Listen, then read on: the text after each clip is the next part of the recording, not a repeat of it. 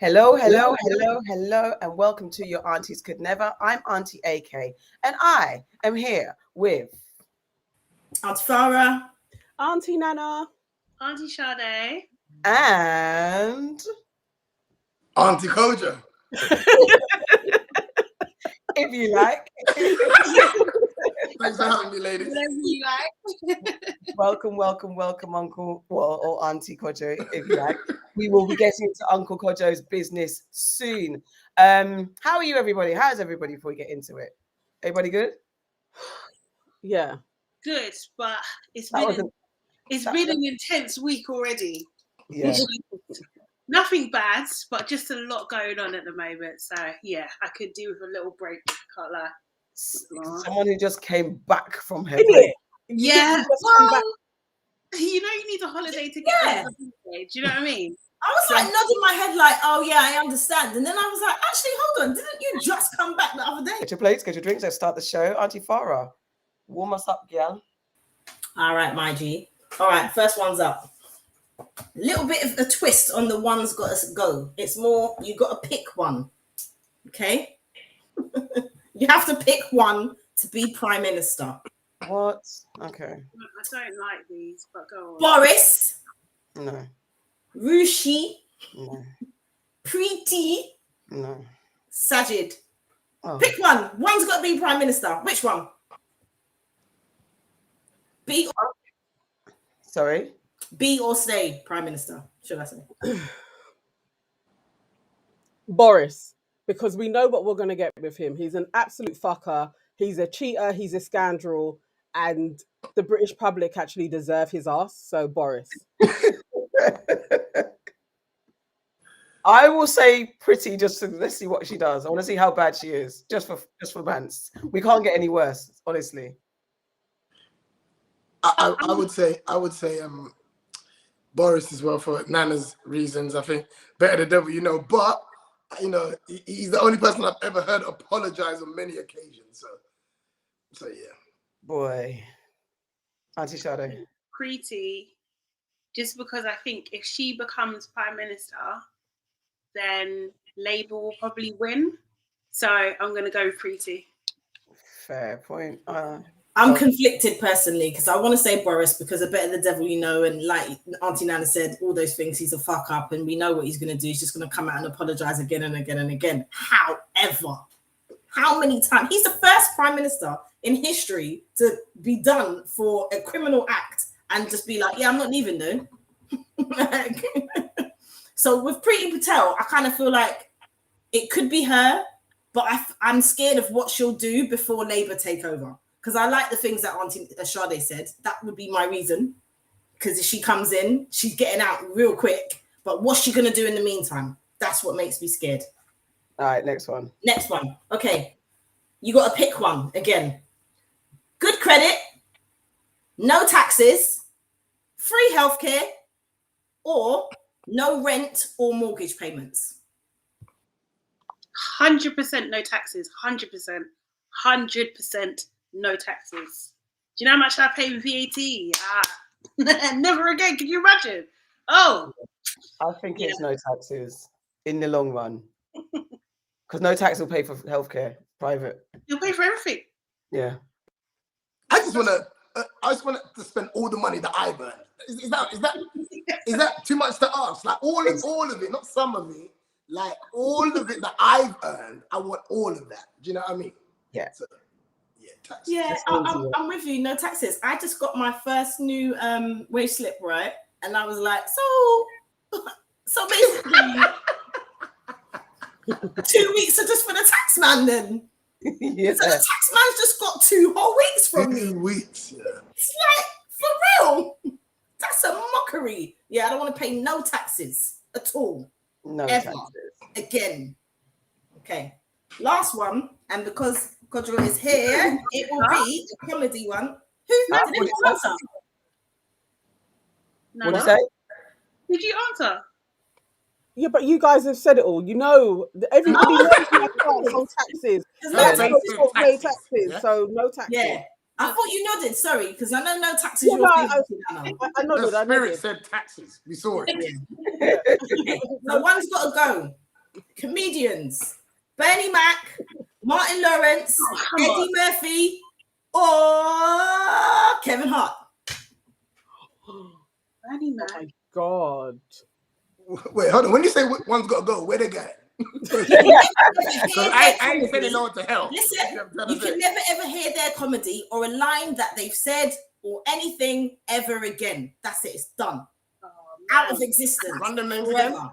again? Yeah. Bernie Mac, Martin Lawrence, Eddie Murphy, Kevin Hart. But Martin, man. Sorry, man. Martin, you gotta go. Bernie, you can't live without Bernie, man.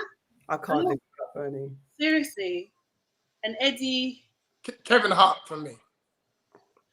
Serious? That's That's interesting. good, man. Martin Lawrence is the reason I started. Eddie Murphy is one of the most talented black men alive. And who's the other one? Bernie Mac. He's just kind of like the people's champion. Do you see what I'm trying to say? I think all of them are kind of similar. I think Kevin's become the biggest out of all of them. But things that I think I would miss would be those three. So Kevin would have to go. Oh, For me, it's Bernie Mac, actually. I think, although I find him funny, but I feel like I could have not seen him and I'd be all right. But everybody else... Can I get a little something for my cataract? You don't want to hear that again. Somebody else would have filled in that position. Do you keep Nana's microphone on throughout the whole show? Is this something that you lot do? I'm a killer with kids. I would like that. I'm not gonna lie. He's gonna wipe me. Oh, come on. No, he can go. No, man. No. He can be a car salesman. It's cool. He can go. No. You know what? Kojo gave me, because Martin Lawrence, for me to not quote House Party and then erase Let's Do This Girl, I can't. And then all the Martin shows and his behavior is known. So Def Comedy Jam as well. It's impossible. However, Kevin, but Kevin's made my belly break with laughter as well. I know I quote him a lot. Oh no, fuck. I'm okay. Pause. Pick one. Come Pause. on. All right, I'm picking Kevin Hart. He can go. I don't care, because Bernie Mac is in too many things that I love, and I quote shit that he's in daily, right? Eddie Murphy, Eddie, I'm an American woman now. Come on, I like Raw. I can say Raw back to front. Raw's my shit. I love that. Coming to America. Ever again. Coming to America. I can see. I can walk. Trading places. Golden Child. Too much. Yeah, it's Massive. Eddie. I think we can all skip right along. Do you know what I mean? Like, it's, you know. Yeah, we can skip that. But like, I can get rid of Kevin, because as much as Kevin makes me laugh, or used to make me laugh, he doesn't make me laugh as much as those guys put together. Like, brilliant comic, funny, very, very funny. He's brilliant. And Martin Lawrence, as you said, Auntie AK, the Friday, you know, like there's too many things House with Party. him in. It's House Party, not Friday. Wait, House Party. Even Bad Boys, he's Big Mama's House, funny Bad in that. Boys. Yeah. Big Mama's House, Jam, the anyway. best one. That's You know, I really Boomerang. Okay. It's racial. There's too many things with him in it for me to like get rid of him. Do the right thing. Do the right thing. His twist up lip. Auntie Sade, who? Because you're gonna say Martin, innit? No, I said Martin. Kevin. So Martin's got to go. Yeah. I'm like, yeah. It has to be Kevin. Oh, Kevin made me laugh though. Back in the 2000s. Early 2000s. I just love what he's done. Yeah, pineapples, but still, you've got to go. Yeah. Okay. All right. Who are we welcoming to the family, Auntie Nana? Okay, so my welcome Is to it the Auntie family. Sade? Yeah, I thought it was me too, but if it's not, that's okay. No, it's me because of the switch over from our schedules. Yeah. Okay. It was actually Sade, but it's fine. Go on, Auntie Nana. So my welcome to the family is Pound Sterling from Winners Talking Podcast. You know, I'm just gonna play you what he actually spoke about and has earned him this worthy accolade to add to our family. 1 second, it's coming. Yeah, give me interlude music. There we go. Here he is. One guy I know just come to pick me up. Came drippy. New Stone Island tracksuit, one away vapor max. That's a complimentary trip. Had the big Cuban on the road. I said, well, these times I can come up my yard quickly, ashy and everything. So we're rolling out. To get some phone from his baby mum in his car for Bluetooth thing. She said, you need to pay the last £100 for his son's one trip against his own. My man start one bag of cussing now. Why are you fucking telling me about the money for? It ain't got to be paid for the next 2 days. You get on my fucking nerves, ready to tear. I said, my G, stop the car, blood. Stop the car. Take me back to my car. Your priorities are messed up, your energy's off. I can't be rolling with you, man, with these kind of movements. Like, if you're gonna come this drippy, I love to see it. But make sure you're patterning up your youth and everything else first. Get your priorities straight. I can't be around that energy. Nice, interesting. That is why. Did he walk to where he was going? That's why he's been added to the family. I just was really proud of him just posting it up on IG, actually holding men accountable. I just think the world would be a much better place if more men did that for each other. So welcome to the family, Pound Sterling. Welcome, welcome, welcome. Is he an uncle? Is he a nephew? Is he a cousin? He's thoroughly an uncle. Shame. He's thoroughly an uncle with us. All right. Okay. Thank you. All right, so now it's time for What Have You Heard? This is where we go through the news and culture that's got us talking. By the way, though, if you're listening to the show, please don't forget to add your reviews on Apple Podcasts, Spotify, what was the other one? Samsung. And also leave wonderful comments celebrating us, telling us that we're amazing, because it just makes us feel very, very happy. So yeah, what have you heard for the culture and in the news? Aunty Farrah, take it away.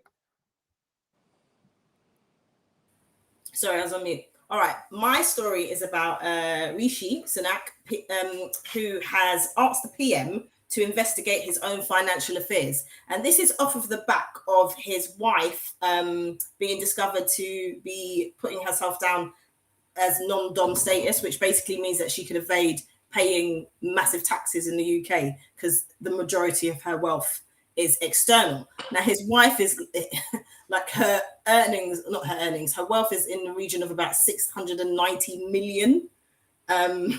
So they weren't paying very much tax on that 690 million. And this is the same man who has now put up taxes for the British people. And he's come out and he said, I haven't done anything wrong. If you investigate me, I'm sure that you'll find that I haven't done anything wrong. But the investigation will only look into his own finances and not the finances of his family. So my question to you is, do you think that he's just doing this in order to pacify the British public? Or do you think he's doing it because he really believes that he hasn't done anything wrong? To pacify the British public? No? Anyone else? I mean, do you think he's done something wrong, him and his family? No. He's just trying to swindle the rules, isn't it? At the end of the day, if they're staying over here, you know what I mean? He's got to make sure that that don't get tampered with. Look at people like Roman Abramovich at the moment. You see what I'm trying to say? That they're doing all kinds of stuff with him. But of course, it's more kind of connected. Do you know what I mean? But at the same time, now they're digging into your money and all this other stuff. So yeah, I mean, I understand that. I'm black. You know what I mean? We got. I know what the rules are, and then there's the rules that I'm gonna. You know what I mean? So if there's any loophole, you got to find it and use that to your advantage. But as the Chancellor, though, can you really do that? Like, be using loopholes and you're a member of Parliament? Having your money in an offshore account when you're a member of Parliament. It's his wife's money. It's not necessarily his money. And I just think, like, if you're gonna, if because now she's like done a U-turn, right, and she's gonna pay taxes. She's gonna pay taxes, but is everyone doing that? Because I just wonder, like, do you know what I mean? Like, it's really interesting that, you know, he's a man of color. Do you know what I mean? And he's being penalized in this way when I'm pretty sure about 80% of his peers are doing exactly the same thing, but I don't see them paying taxes. I really don't. So I just don't. I mean, like, he is probably trying to become prime minister, so he you know, he's not going to put up a fight. He's going to want to try and do the right thing in inverted commas. But yeah, I don't know. I just think, like, it can't just be one rule for one person. Yes, I think, you should. See, I'm conflicted because, you know, at the end of the day, I run a business. I'm a capitalist at the end of the day. Do you know what I mean? So if I can get out of paying taxes, then I fucking will. Do you know what I mean? Like, seriously, just like anyone, because the rules allow you to. So if people have a problem with it, change the fucking rules. Change it. Do you know what I mean? I just don't. I don't get it, man. It's I think something. You sparked something in me that down in the back streets, I remember reading that him and Boris are at loggerheads because he believes that Boris is the one that has leaked all of this story about his wife, and is throwing him under the bus because he is trying to be PM. So Boris is and so him going to Boris, like, you can, like, your team can kind of like go through my financial records. That was him doing a challenge, like, yeah, here we go, like, air it all out because it's Boris that's after him. So there may be something in that. I'm not, if anybody can play the race card, maybe he will do, because it is like, actually, maybe he is trying to throw him under the bus because he's a brown man and he may be PM. Like, who knows? But I have heard that Boris is after him.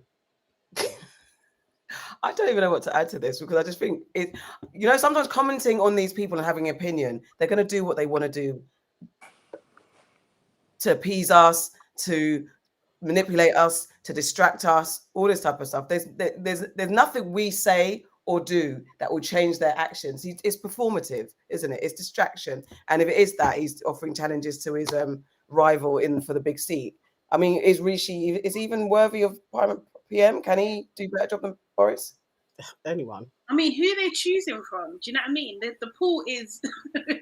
it's not a pool. It's not a pool. It's a puddle.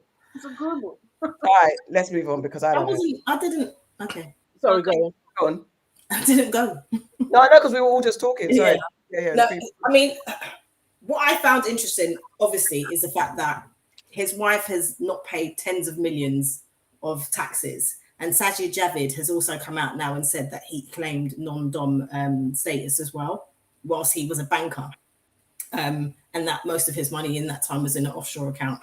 So I just feel like when these people are putting up taxes of average working people, and when they're decreasing the amount of benefits that people are entitled to, I just always think that they don't really know what they're talking about, and it's not fair.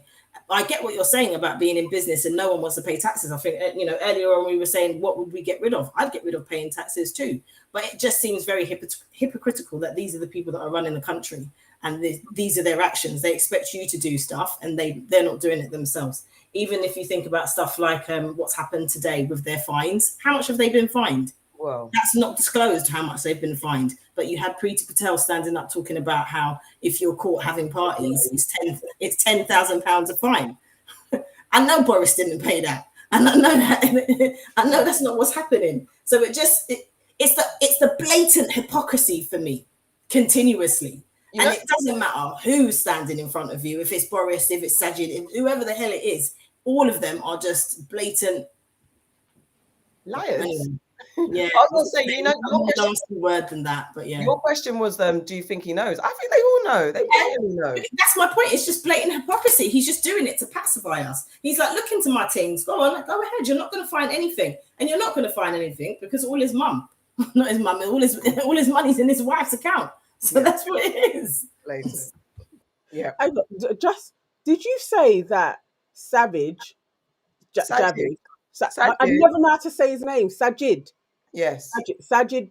All right. So Sajid was saying that Rishi, when he was a banker, wasn't paying taxes. Like, Sajid was a banker and he wasn't paying taxes. Oh, and he was a banker. He was claiming non-dom status as well because his parents aren't from there.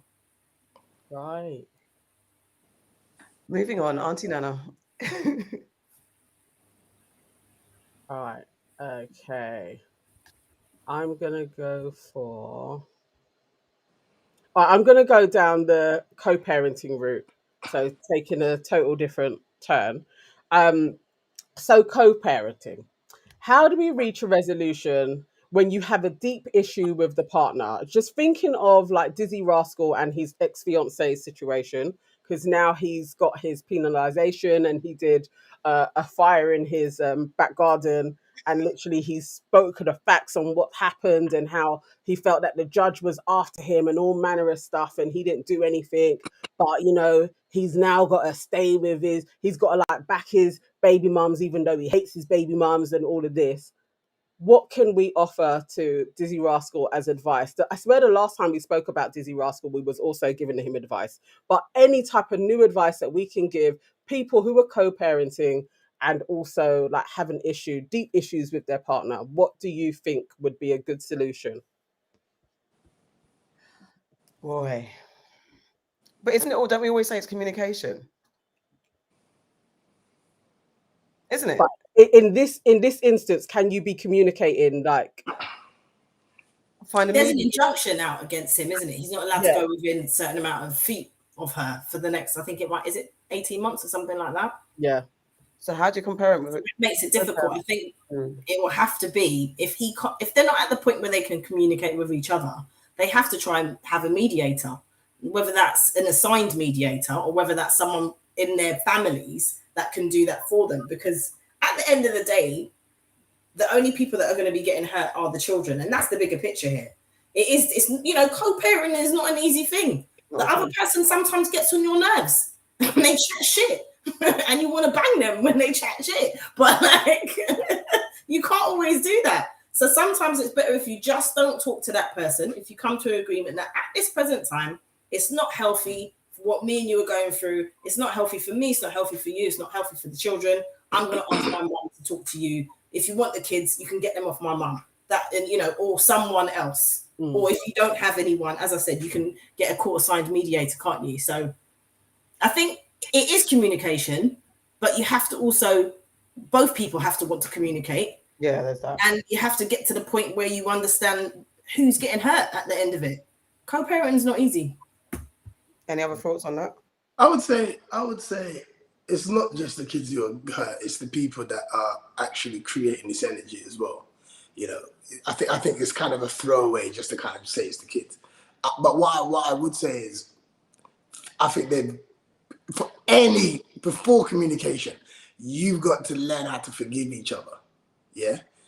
Because for whatever reason, they're no longer together, innit? Yeah. And I'm sure they both have legitimate good reasons, right?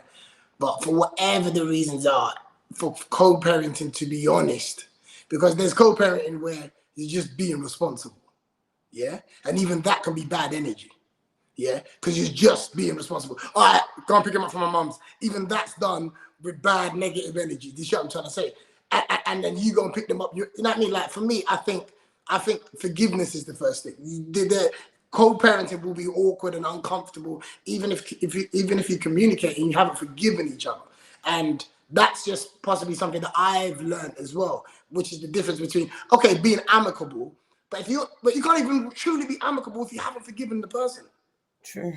Do you understand what I'm trying to say? And for me, I would wish both of them to get to a place where forgiveness is an option first before any kind of relationship or co-parenting can be honest, because that will impact the kids. Do you see what I'm trying to say? Even if you're doing what's responsible, if it's done without love, they'll start to feel that as well. When I feel like as adults, if you can create a child, you should also be able to be an adult and on the other side of it and just say, look, you ain't got to forget, forgetting it isn't necessarily anything to do with forgiveness, but forgiving them allows you guys both to kind of work from a more positive standpoint. I kind of see it a little bit different. I think that I think you have to do a lot of self-work. Do you know what I mean? I think it's about, kind of doing therapy and working on yourself and kind of like healing that stuff within you first of all. Do you know what I mean? Because I don't think obviously it depends what's happened, but I don't think forgiveness in the traditional sense is always a given or is always an option. Do you know what I mean? Because it depends on the circumstances of the situation, and it depends, what level you've been hurt by it as well, kind of thing. So it is kind of like it's kind of like the dumb thing, but sometimes it's just not possible. So you have to kind of start with you. Do you know what I mean? Like, it's just like, how do you want to feel on a daily basis? Do you know what I mean? And kind of work through that first to kind of direct yourself rather than just being fed, being reactive, really and truly, to the situation that you're in. Yeah. I also think sometimes people find it difficult to separate the relationship that they've had with the person and the relationship that they have with their child, you know? And I suppose that comes with what you're saying as well about forgiveness and self-healing. It ties into both of that, because you have to recognize that one does not necessarily, just because you're not with the person who you had this child with anymore, doesn't mean that that should then affect the way that you choose to parent. You have to separate those two things. And a lot of people struggle with that. I think it's hard to think about, like, actually for what Dizzee has been through, and quite a few other parents, where you have to go down the court route and all that entails, whether you're spending thousands on it or it's like a criminal prosecution, to actually come full circle round to then be an effective parent. I do actually lean way more to, there has to be a real higher level of forgiveness in there for yourself, if you were the aggressor or whatever, and the other person that they took you down that path. I do think there would be quite we always speak about this. I think even that his partner even went through with prosecution, there's so many other people within the community that will be like, how are you doing that to the father of your children? So there's lots of healing that needs to take through just actually doing that step. And he's not going anywhere, she's not going anywhere. How do you actually repair to trust each other, that we can effectively communicate and parent and be the best parents that we can be when we've had the law within our relationship? I think it's really complicated. But there definitely has to be like a very high level of self-awareness that I can't say I've seen so far, but I really do hope that Dizzee steps into his power and goes forth and is like a real trooper and does the self-work so that he can be a great father and co-parent with the mother of his children. Actually, has 2 kids and one's really small as well. I think after everything you guys said is right, but then I do go back to what Aunty Farrah said about putting the kids first, because no matter what, it's a long journey to self-healing, especially if you've never even considered self-healing. And in the moment when you're so angry, so hurt, and as you say, like, court is the ultimate betrayal, isn't it? You know, even if you deserve it, it's seen as an ultimate betrayal. So that level, there's so much going on in the moment. You're not getting over that. You're not forgiving in a week or a day. I mean, some people might, but if you're truly honest, absolutely. It's a lot of emotions to sort out, and all the while you're trying to figure that out. The child is there, so there has to be something that anchors the parents to be present, like, no matter what. And it is, I get it, Kojo, in that whole dropping the kid off into like, here, take the kid and do it. And there's all that energy and when you're dropping off the child and all that type of interactions, negative. And even your mediators, if you haven't got the means to get someone external and you're trying to find a family member that's not biased, all that stuff, there's so much going on. So I just think the child has to be the central focus. If that's your calming stone, that's your child. Remember the child in the mix of all of this. That's the person that you anchor onto, to remember that no matter what, because that's easier. Because people always say, it's about my kids, I love my kids. But a lot of them are not honest, because if it's about your kids, you would do so much. I know I sacrifice a lot for the sake of not having my child see a lot of things. And I swallowed a lot. But what kept me sane from reacting in how other people might say, if I was you, I'd be like this. And if I was you, I'd be doing this. It's like, because I remember what I went through. What I don't want my child to go through is what kept me moving forward and doing things that others might have said, nah, I would never have that.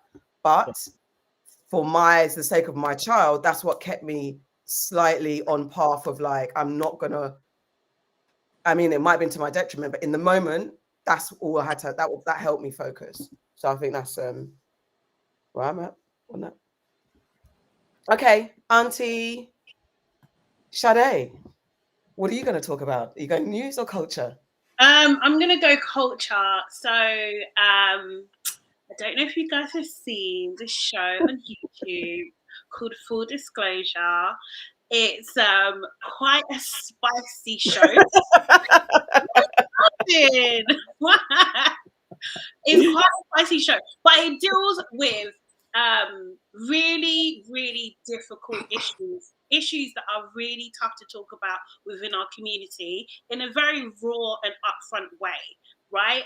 And that's what I guess I like about it. And the last episode that I watched, although I need to catch up today, was about two influencers. One, you know, my fave, Lani Good, and also another influencer called Esther. And I think they both were members on another show run by the same production company called Backchat.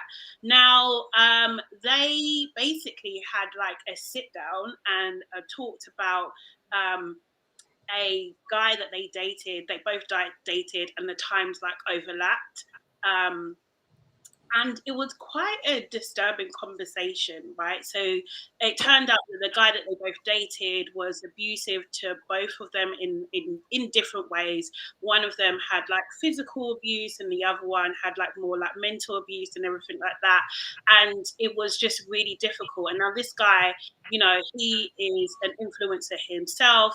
He was named, so it's out there. His name is Marc Cuban, and according to the show, what was said in the show, there have been a few girls that have saying similar things, that they've experienced similar things with him.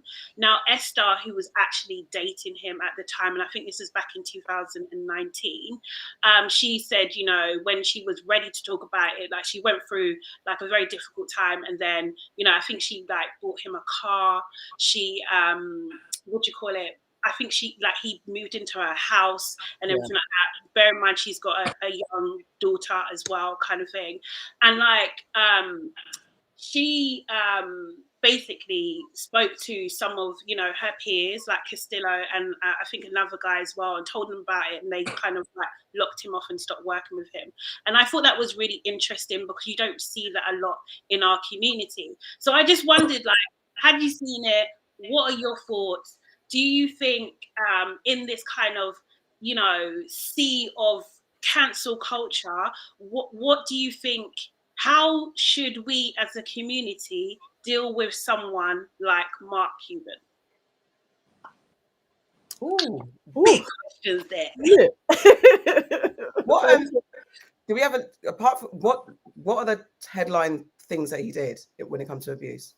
Physical, mental, a lot of kind of like derogatory talk, that sort of thing, sleeping with multiple girls, financial abuse as well. So this is a thing as well. It's interesting, as you know, as we get older, we see like different trends of what, like, or different labels on things, you know. Do you know what I mean? You wouldn't, like, I think back in our day, you wouldn't even think like if you're buying stuff for a guy and he's manipulating you, that like it's physical abuse, but that's what it's kind of called nowadays. So yeah, that sort of thing. But it wasn't, I think Esther maybe went through this for about a year, but there was other girls that he was doing sorts of things to. And I think there's a part 2 tonight, so I think the plot thickens. I think he may be sharing people's nudes and things like that as well. Yeah. What does he do? And what does he do? Allegedly. Allegedly. All of that allegedly in the bubble, allegedly. What and his role in the community is what? Reminder? He's an influencer as well. He's been on Backchat and a few of these other shows. So Is he like a PT by profession? Say it again. Is he a PT? I'm not sure, actually. I don't know. I know that he's a buff dude, plenty muscles, and is quite popular. For me, what stood out was how they were describing the abuse. I actually thought that was really interesting, and I hope like lots of young girls that were listening were actually taking in the steps that he used. Like, so there's the talking about other people, like slagging them off. So you're he goes in straight with trauma bonding, like girls that you probably don't really like. He's like, yeah, they don't like you too. Isolation, being very close to you in proximity. So after a while, as Esther described it, it's like, it's not like I've asked him to move in, but he's moved in. And I have a few friends that's happened to. They haven't said, come and live with me, but the person never left. So it's like, before you know it, you've got a man in your house and he has all of the stuff. And then you're kind of like, you're given a key because he may be locked up. And then before you know it, he's living with you. And it was just how she described it. I was like, yeah, that's like, people need to think about that. That is definitely an abusive trait. And talking about other people. And then also you know, borrowing money or you being obligated to buy them things that you don't actually have the financial means for.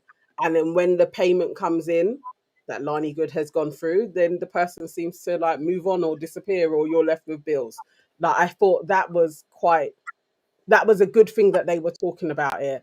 But I really want to see the community of black men hold him to task. Yeah, I think I don't know. I'm going to draw you out, Uncle Kojo. If you feel that black men do enough in the community to hail out, hold accountable other black men that are seen to be doing problematic things. Accountability to men is pulling somebody aside and talking to them. Accountability to women sounds like you don't want us to do everything publicly. But you have to understand, yeah, men, our thing is about making your it's like what what's his name?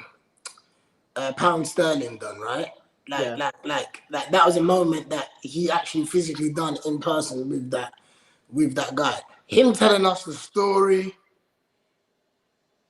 you know what I mean? Like for me, it's like you've done what you've done. Why did we need to know that? Why did we need to know that? If you've spoken to him, come online if you feel like that's where you want to talk to him. For me, but if you've spoken to him, well, none of us know who this guy is. None of us know. We don't even know if the story is real. Let's just have it right? So my point is, if I've given a homeless person some money, do I need to come online and go, hey guys, I've just given this? Do you know what I mean? Like for me, you've done what you've done, right? In this scenario, I feel like there's lines that I think, you know, that can't be crossed, yeah. And there's too many lines in this one for me. That's just been crossed. Physical abuse, mental abuse, calling her ugly and all the other stuff, isolating her as well, which is a very, very big thing.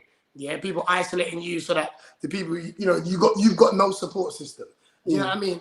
Those people are, for me, are some of the worst people that you can think. Those are the things that you draw for someone out publicly. For me, like, it has to be public information, because if you don't, you are also part of harming other people that aren't aware of this, man.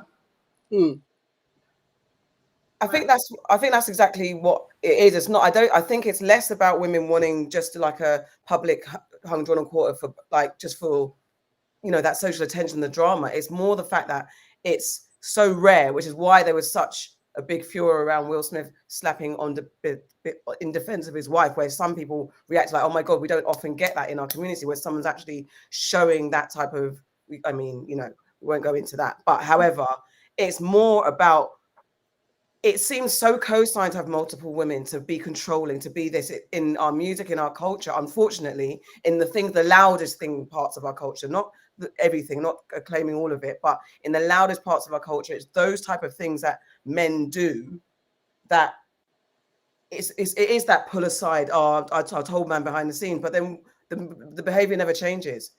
The behavior never changes, and it continues. The cycle repeats. So sometimes it is just like, for once, you're like your friends, why is there no, maybe not friends, but just people just say, no, we denounce this behavior because this, that, and the other, and having public conversations about it more, and whether it's on their podcasts, on their platforms, less of just talking nonsense, but it's like, these are the situations that are happening to us as men. This is what we need to do, because the minute a man, you know, like Sideman went through a lot, speaking on behalf of women, he gets called a simp, and all that type of stuff, and it just, then they get undermined and said they, you know. I think though, you know, as men, what we consider is, if we do something publicly, yeah, we got to be, we have to calculate every possible response. I don't think that's just a man thing, though. No, it's not just a man thing. But I'm saying to you, primarily, we don't do too much talking. Yeah, that's not our thing. Hands get thrown real quick.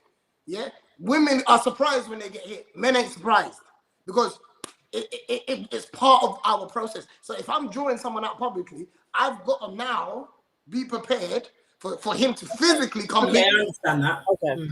Yeah. So when people are saying about accountability, it's not men. That's what I'm saying to you. It's how men are. It's how we do it. If this whole public thing is what people can see as, okay, well, it's good to see that this is what men are doing, that's fair enough.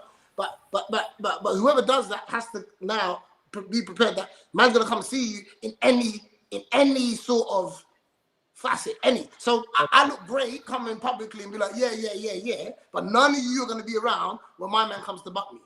And it's not even about being afraid. Is this something that needs to be? It's the reality. I understand what you're saying. Like, I suppose I didn't think of it like that. I think for me, because this person is a public figure and they're going around doing things and it's commonly known what they're doing, I think him being held accountable publicly is letting people know publicly that your public behavior is not accepted. So I totally understand what you've just said about why you've got to think in those ways, because it could lead to something violent. And do you want to go there in this day and age and at this stage of your life? I totally get all of that. I hadn't actually thought of it that way before, but I literally, for me, why women often say that person should be held accountable is because they're not. And if they're just told something on the side, to the public, it looks like that behavior that they've been demonstrating is acceptable. See, it isn't acceptable. The sad part, though, is there's people that are responsible for things like this, called the fucking police, right? Or the government and stuff like that. But now we've been told as men to police these situations, right? And the thing is, I'm telling you, there's loads of men that think various things, of course. But we all understand with our conversation that if we go and do X, Y, and Z, be prepared, yeah, for all possible outcomes. There's people out here that don't do too much talking, yeah? And then now, because people want me to publicly come out and say, denounce this guy or whatever, I've now got to put my family at risk. I've now got to put all this up. There's things that are going through it. So I think as men, before we make any move, we size up the whole situation. And one of the things that we think about is, a reaction to what I've said. It's part of our process. So I do think that does work both ways. I think maybe I think it depends where you're from, right? Do you know what I mean? Like, from what I know from Esther, she's got a little bit of a road background, so people could come for her easily. Do you know what I mean? Like, violence against women is very, very real as well, kind of thing. I just think that what he has been, by not being publicly held accountable for his behavior, he's been able to hide in plain sight. So he's been able to continue to operate, and actually, because what it's alleged is that he particularly targets influencer type girls anyway. So he's been allowed to stay in those spaces. We have that kind of access because he hasn't been called out. Now, there's a clip that's on social at the moment of him essentially threatening another girl on another show, basically. And he wasn't, and everybody done nothing. Yeah, no one, and that is a actual visual example of what tends to happen. That you see something or something happens, and then because everybody is thinking about either themselves, and I'm not trying to point fingers or anything like that, but you protect self first. That's what people mentally do, and then they don't know how to react in a situation, so they do nothing. So then what happens is that person just gets validated in his behavior because he isn't challenged, and then continues the cycle again and again, and more people get hurt in the process. That's what tends to happen. So it's just like, I don't know if it's necessarily the complete solution, but I definitely take, part of what you're saying, Aunty Farrah, is that if you're in the public eye, then you need to be dealt with in a public manner. Do you know what I mean? I think that works for me. That tracks for me, for sure. I was going to say that. Go on, Auntie. Go, Nana. You haven't spoken. No, I was going to say I lean that way as well. That I think the public nature that he faces and the women that he has been abusing, he needs a public outing. I absolutely hadn't thought of it like Uncle Kojo had said as well. That's a very valid point. But then also £2 sterling actually talking about how he actually dealt with somebody being rude to the mother of their child. I appreciate that, because that sets the tone for younger guys to be like, actually, we don't stand for this. I think when an older when an elder says something, when an older's actually is like, we don't go for this, they set tones, and you kind of need more people. It doesn't have to be actually like current or naming folks. I think to just say how I deal with things around me is, this is how you conduct yourself. I appreciate that. And I do get there is a real threat of violence. I get it. I forever have this being told to me from my husband when I want to fly into a couple having a fight, because I'm like, we got to protect the woman. He is like, you flying off to go and protect this woman. Who's the big black guy that now has to go and fight everybody? Like, Yeah. and it's that thing of, I don't think about it at the time. And I have been warned about this numerous times, but there's something in me that's the injustice. I want to fight, but I get it. It's very different for a man, because then all attention goes on to you, and then you have to be the big bad fighter, and all of the shit that comes with that. So I get what you're saying. Yeah, I definitely I hadn't even thought of it like that as well, honestly. But what also could happen if if it's not a public calling out, it could be remove that person from a situation. He shouldn't be on back chat again. He shouldn't be getting work. He shouldn't be, because that is a silent cosign.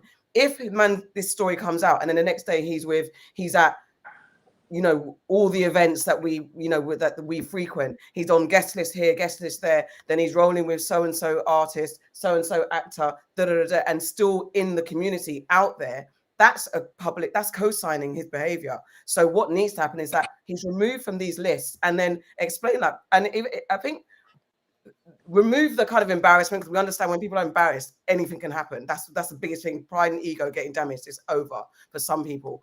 But so then what it is, remove him from the community, remove him from those places, affect his bag in a certain way, so that is understandable. You can't get away with this, and we're not going to align with. I think that's what maybe that's an alternative way to do it. Remove him but at this point, it is an allegation, isn't it? And this is a wider conversation, not just about this guy, because it is allegedly at this point. It is allegedly. It definitely is allegedly. But even Esther said something in that on the show. If you have tens of people saying something, there's something there. And I'm not saying that is the law, and things shouldn't be investigated and looked at. But if you've got tens of people, and I said this about some other dodgy characters, there we go. If you've got tens of people saying the same thing and they don't personally have a connection, but their stories are the same, you've got to kind of think there's some truth in that. And then can I just add as well, just like the police point as well, it's just like often, especially Black women, are not heard by the police. No action is taken. We're not treated the same. There's like this new law that they're trying to get in. Valerie's law. Yeah, that's it, kind of thing, to make sure that Black women are treated and believed when they say that something has happened and action is taken. And that is the unfortunate situation that we're in. And it's just like, when Esther was speaking, she talks about her culture being Nigerian, and the culture is that you don't say you don't air your public laundry. Do you know what I mean? You don't say anything, and you should just be grateful that you've got a man there anyway. Do you know what I mean? And just take it. How bad is it going to be? And it took her. She had to go through her own personal healing, and I doubt she's finished, to be honest. Do you know what I mean? Because when you go through these things, it's a lifelong thing usually, and she had to make the decision to kind of like, talk about it. And then once she did, then she starts finding about how many other women that were affected by the same person. So, it's just usually in these kind of things, there's often a pattern of behavior. And what I would like is for, if that pattern is spotted earlier, then it can be intercepted and, do you know what I mean, redirected into something else.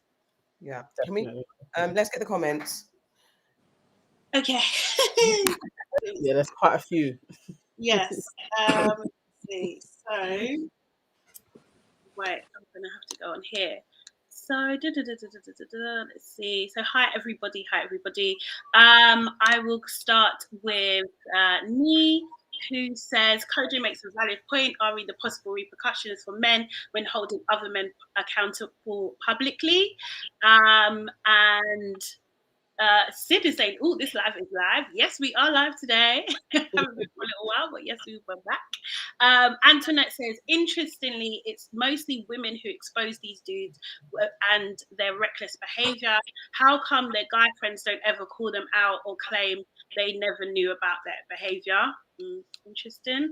And Iola says, that's a good point, Aunty Farrah. But on the other hand, unfortunately, most people are sheep and follow gossip and take for gospel the first thing they see, hear, and that's how rumors and propaganda is shared by sheep. It's a difficult one. It sure is. We no doubt will be talking about this further.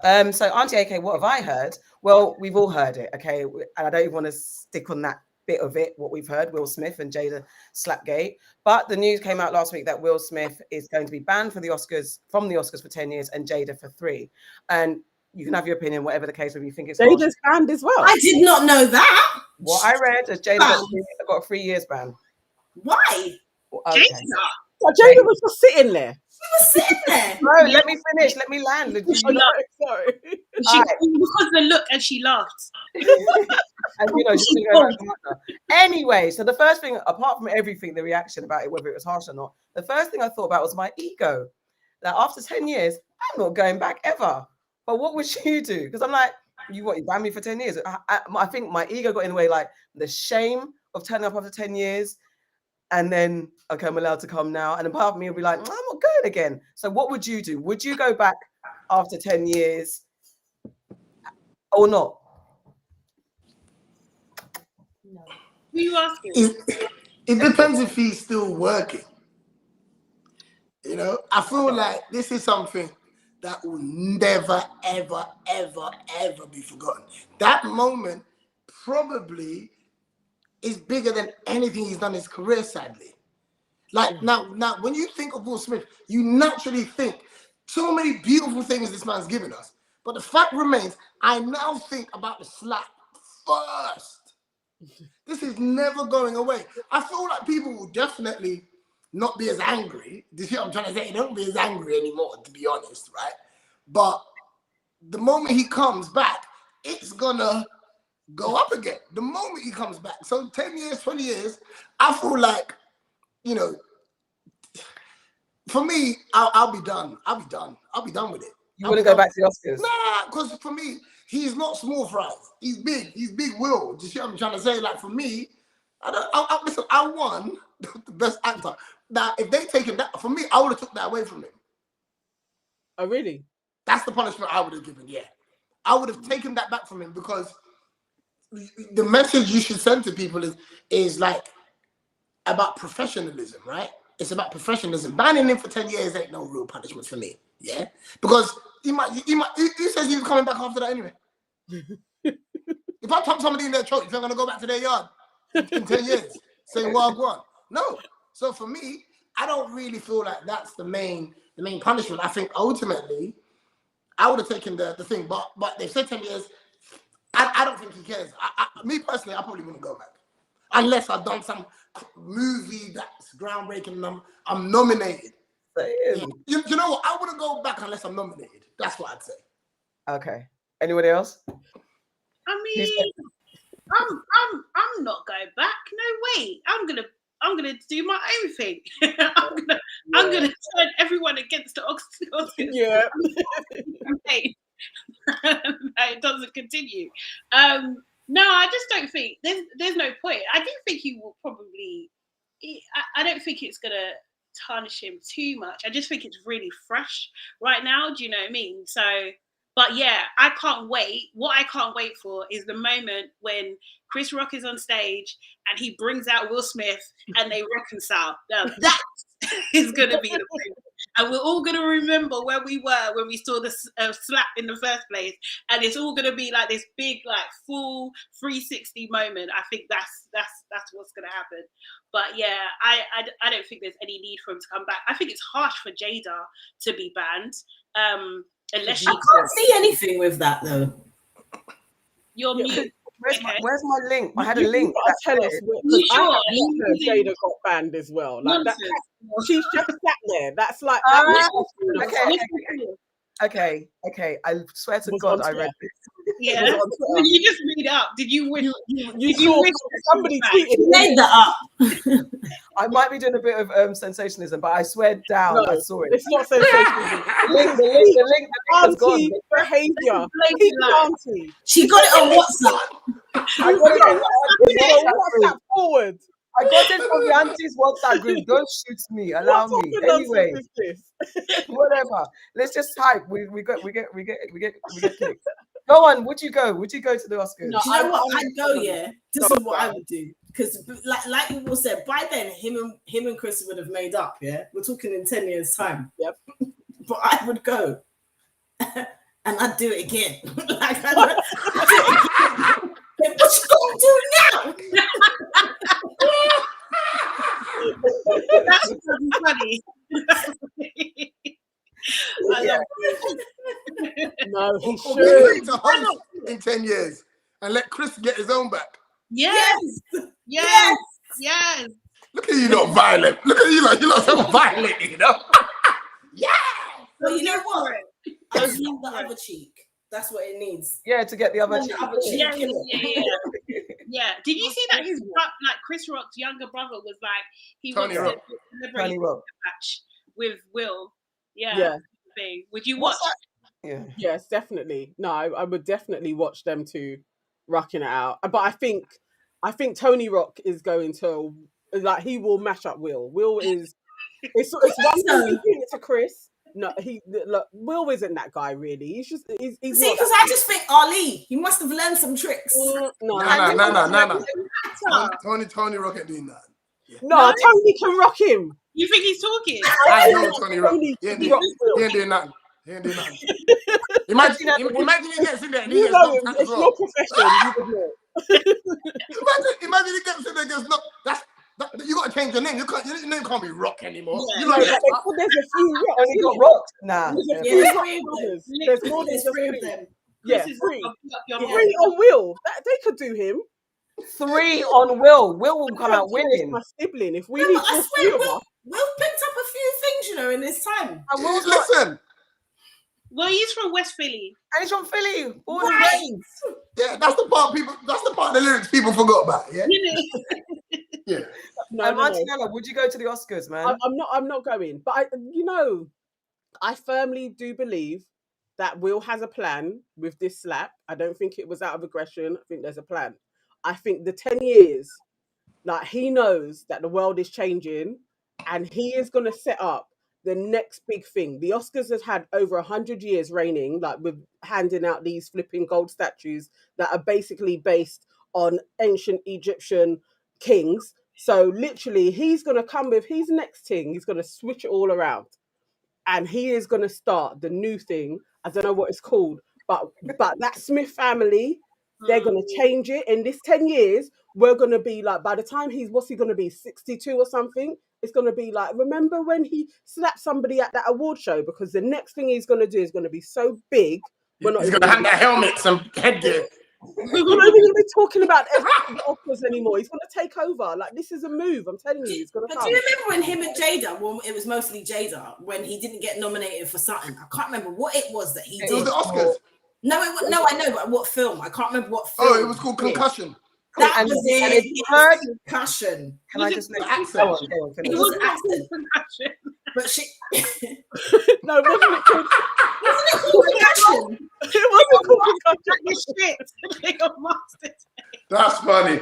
It was concussion. It was Was concussion. it Concussion? No, yeah, but she's saying because he hit him. You know what I mean? That's Come on. right. It's all linked. That was good. But do you remember how Jada was going on? Like, she was going on mad because Will never got nominated and talking about we don't need the Oscars and da da da da da. So So they've been planning from then. They know what they're doing. Did you see Yeah. how when you go to the Oscars, you show them how much we don't need them. Doesn't matter who's on that stage, you slap them. Have you not read his book? Have That's any for of you. you read I his haven't read book? the book yet. Everyone's going on like I've it's really- listened. It's the best autobiography I've ever read in my life. Really? serious? I've heard It's the that. best autobiography I've ever read in my life. And even like the audio version, his storytelling is second to none. It's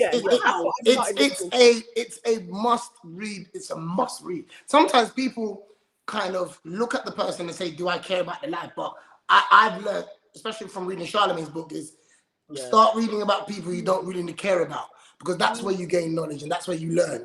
If you read a book about Tupac, you know 90% of it already. Do you know what I mean? Yeah, right. yeah. But people that you admire, invest in them, because invest in their journey, because that's where the gems are. But this guy, you know, if you've read the book, that slap to Chris Rock looks completely different.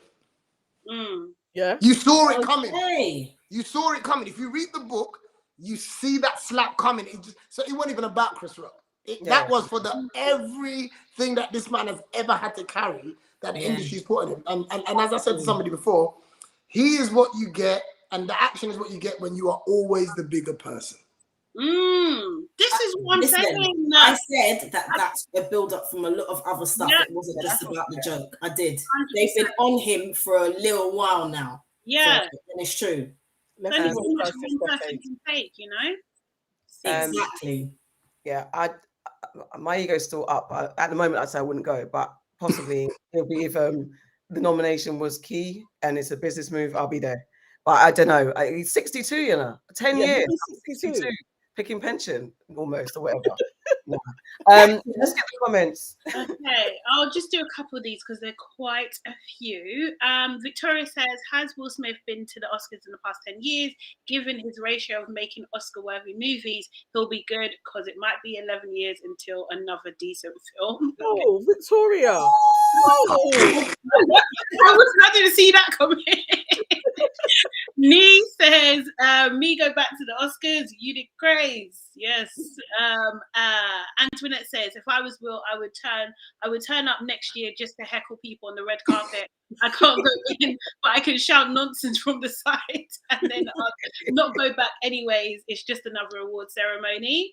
And Iola says, if I had the Smiths money and power, I'll never go back and I would start my own Oscars. Buckham, Slapgate was the most exciting thing ever to happen from the event, and goes on to say, to be fair, I'm more often than not, there's a woman pulling strings or influencing some men behind the scenes. In this case, it's Jada. She's highly manipulative and has mocked and dragged Will to the point he had to do something by force. Shouldn't have slapped her after that recent video. Slapped her after that recent video. Shouldn't have slapped her. Should have slapped her. Oh, sorry. Should have slapped her after that recent video she posted. If it's genuine, hashtag it's all a show. So, oh yes, I got it now. And then Ronald says, hopefully 10 years from now, nobody will give a damn about either the Pinkett's Smiths. No, we're still gonna care. Yeah, no, I think so. But you know what? Actually, what Iola said isn't controversial. I've seen that rhetoric way more than we have discussed on here, because most people I found are way more like Jada is a witch, and we haven't really been like she is the master manipulator. No, so, I think we've talked about that before. Have we spoken about Jada? Yeah, no, we have spoken about that. Yeah, we have. Yeah. I feel like pretty much for the Smiths, like we haven't been on Jada. No, we've spoken, because the thing is, I don't know how you lot feel, but I just feel like this is this blame the woman type bullshit. Yeah, you know, like they keep regurgitating shit that she said ages ago. She has spoken about the fact that when she was pregnant, that's when they got married, and she didn't want to get married then because she was going through some shit. She's spoken about that. That's not new news. Yeah. Why are they pulling it out like she's saying, I never wanted to marry you anyway? That's not what she said. You know what? Manipulating her words. That's what's being manipulated. But the thing is, it's like, it must be freaking hard, because even if you reverse the roles, you're a woman, and every chance your man's speaking, he's talking about he didn't really want to get married. He liked someone else. Do you know what I mean? He had a bad time. He had a break from his relationship because he just wanted to be happy. Fucking hell, man! Like, seriously, it is a lot. But I also don't believe that Will's been totally innocent in this whole thing. No, I don't think so. But she's publicly saying these things. Like, he's not saying those things publicly. Do you know what I mean? That's a lot to say. Will is good, because me, nah. No. Yeah, one of the things that I think was on one of the shades, whether it's the Borough or the Room, they took a they took that point where he was talking about the party that he did for her birthday Yeah. and saying that she's a witch for that. And I was like, but the context was, if you watch the whole Red Table Talk, and to be fair, I don't know how many times Jada's talked about it, but it was, for me, only on that Red Table Talk that she's literally gone into the detail about the relationship. It was that one Red Table Talk that's been remixed 1,000 times. But that particular... Yeah, no, I understand. I'm just saying it was one conversation. So what was taken out of context was the fact that the party, and it's like she already said she was going through depression, she was going through issues in a relationship at that moment. So it wasn't that she just said, Will, I'm not grateful for this party. She'd already said to him, don't do it. And when she said, this is your ego talking, Will accepted the fact that this was my ego. I was not listening to my woman. But yet all the comments were like, Jada's this and Jada. I'm like, but the woman literally said, and that's real relationship shit. When someone's not listening to you and all they want to do is prove that they're the big person, whether it's the man or the woman, and they're not listening. Yeah, but like if you balance that with like being on the red carpet with your toy boy, do you know what I mean? Like, people and also, but the seed, the seed to all of that, is this man has been chasing a woman he's married to because the ghost of Tupac has been over this whole thing forever. So the rhythm, it is. Listen to what I'm saying to you. Listen, when you read the book, he has always tried to get her. Even marrying the woman hasn't felt like his. That's what's sad. That's not on Jada. No. It's because this is what we're doing. That's the same as if a guy said, well, choose better men. No, the fact of the matter is, if somebody's doing something to you, this woman understands she's in control of this. She's always known she's in control of it. Yeah. So it's like, it's for example, if I'm dating a woman that you don't know likes me, and I know I don't like this woman, but I'm not leaving her alone. I'm gonna stay there, but I know she wants for me as a relationship, but I'm just messing around with this girl. You're not gonna be like, look, you take the decision and leave her alone because she's clearly not gonna do it herself. And I'm saying the seed to him always feeling like, he says he never felt good enough compared to Tupac. He says it. Even how, oh my God. Read the book. We'll read the book.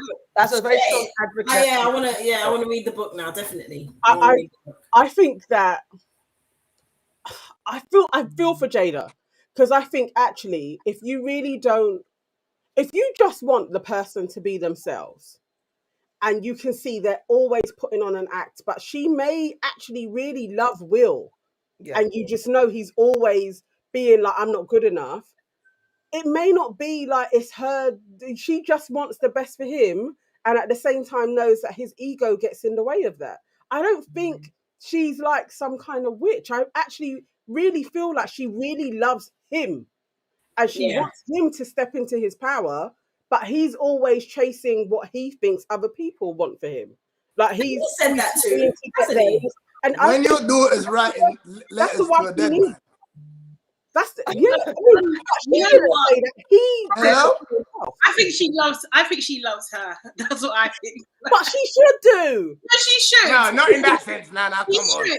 She should love herself, but that is self-love. That is self-love. Boy. All right, guys. All right, we must move on, but just wanted to shout out to Ketanji Brown Jackson. And what else did we have on the list? The Supreme Court, the Supreme Justice, is that her name? The first black, right? First black? Yeah. No, I don't. Is she the first black? Actually, I think she is. The first black female. That's like overqualified. And sat and endured the grilling of her life. We had we might deal with this next week. Khloe Kardashian called out for holding her child too much. That's something that people go through. Kevin Samuels, our favorite relationship advice guru, had a really interesting take on why men shouldn't get with women who have children, and it will link that conversation. What did he say? What did he say now? No, we have to go. Yeah, you mentioned it. We got to discuss him now. No, we have to say. What did he do now? What did he say? I just left it as a teaser, honestly. No, why should? What did he actually say? Do you know? No. Basically, Yeah.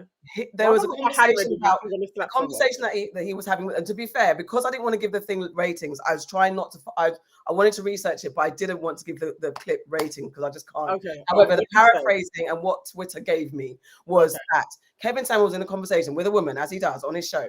And the conversation was around why men potentially shouldn't get with women who have kids, especially girl children, because of the risk of being accused of sexual abuse and things like that. And his comment that people are saying was taken out of context, but no one can find the context, was that he was saying that children tend to lie. So why, and you should believe the man first over the child, because children tend to lie in those cases. Now, let me be clear. I have not watched the whole thing. And there were lots of people responding saying it was taken out of context, but lots of people who had watched it, and that link's broken for some reason. So, and the people who had watched it said where there was no need for context. He said, there's no context that can explain away what he said. Others were saying, get the context. But there were more people saying, we watched the whole thing. There is no context to giving that what he was saying. Kojo, do you watch Kevin Samuel? Yeah. Is he your hero? What? I wasn't even going to go in this. I'm teasing. You know. I am teasing. I'm teasing. Do you, yeah. No, it's a fair question.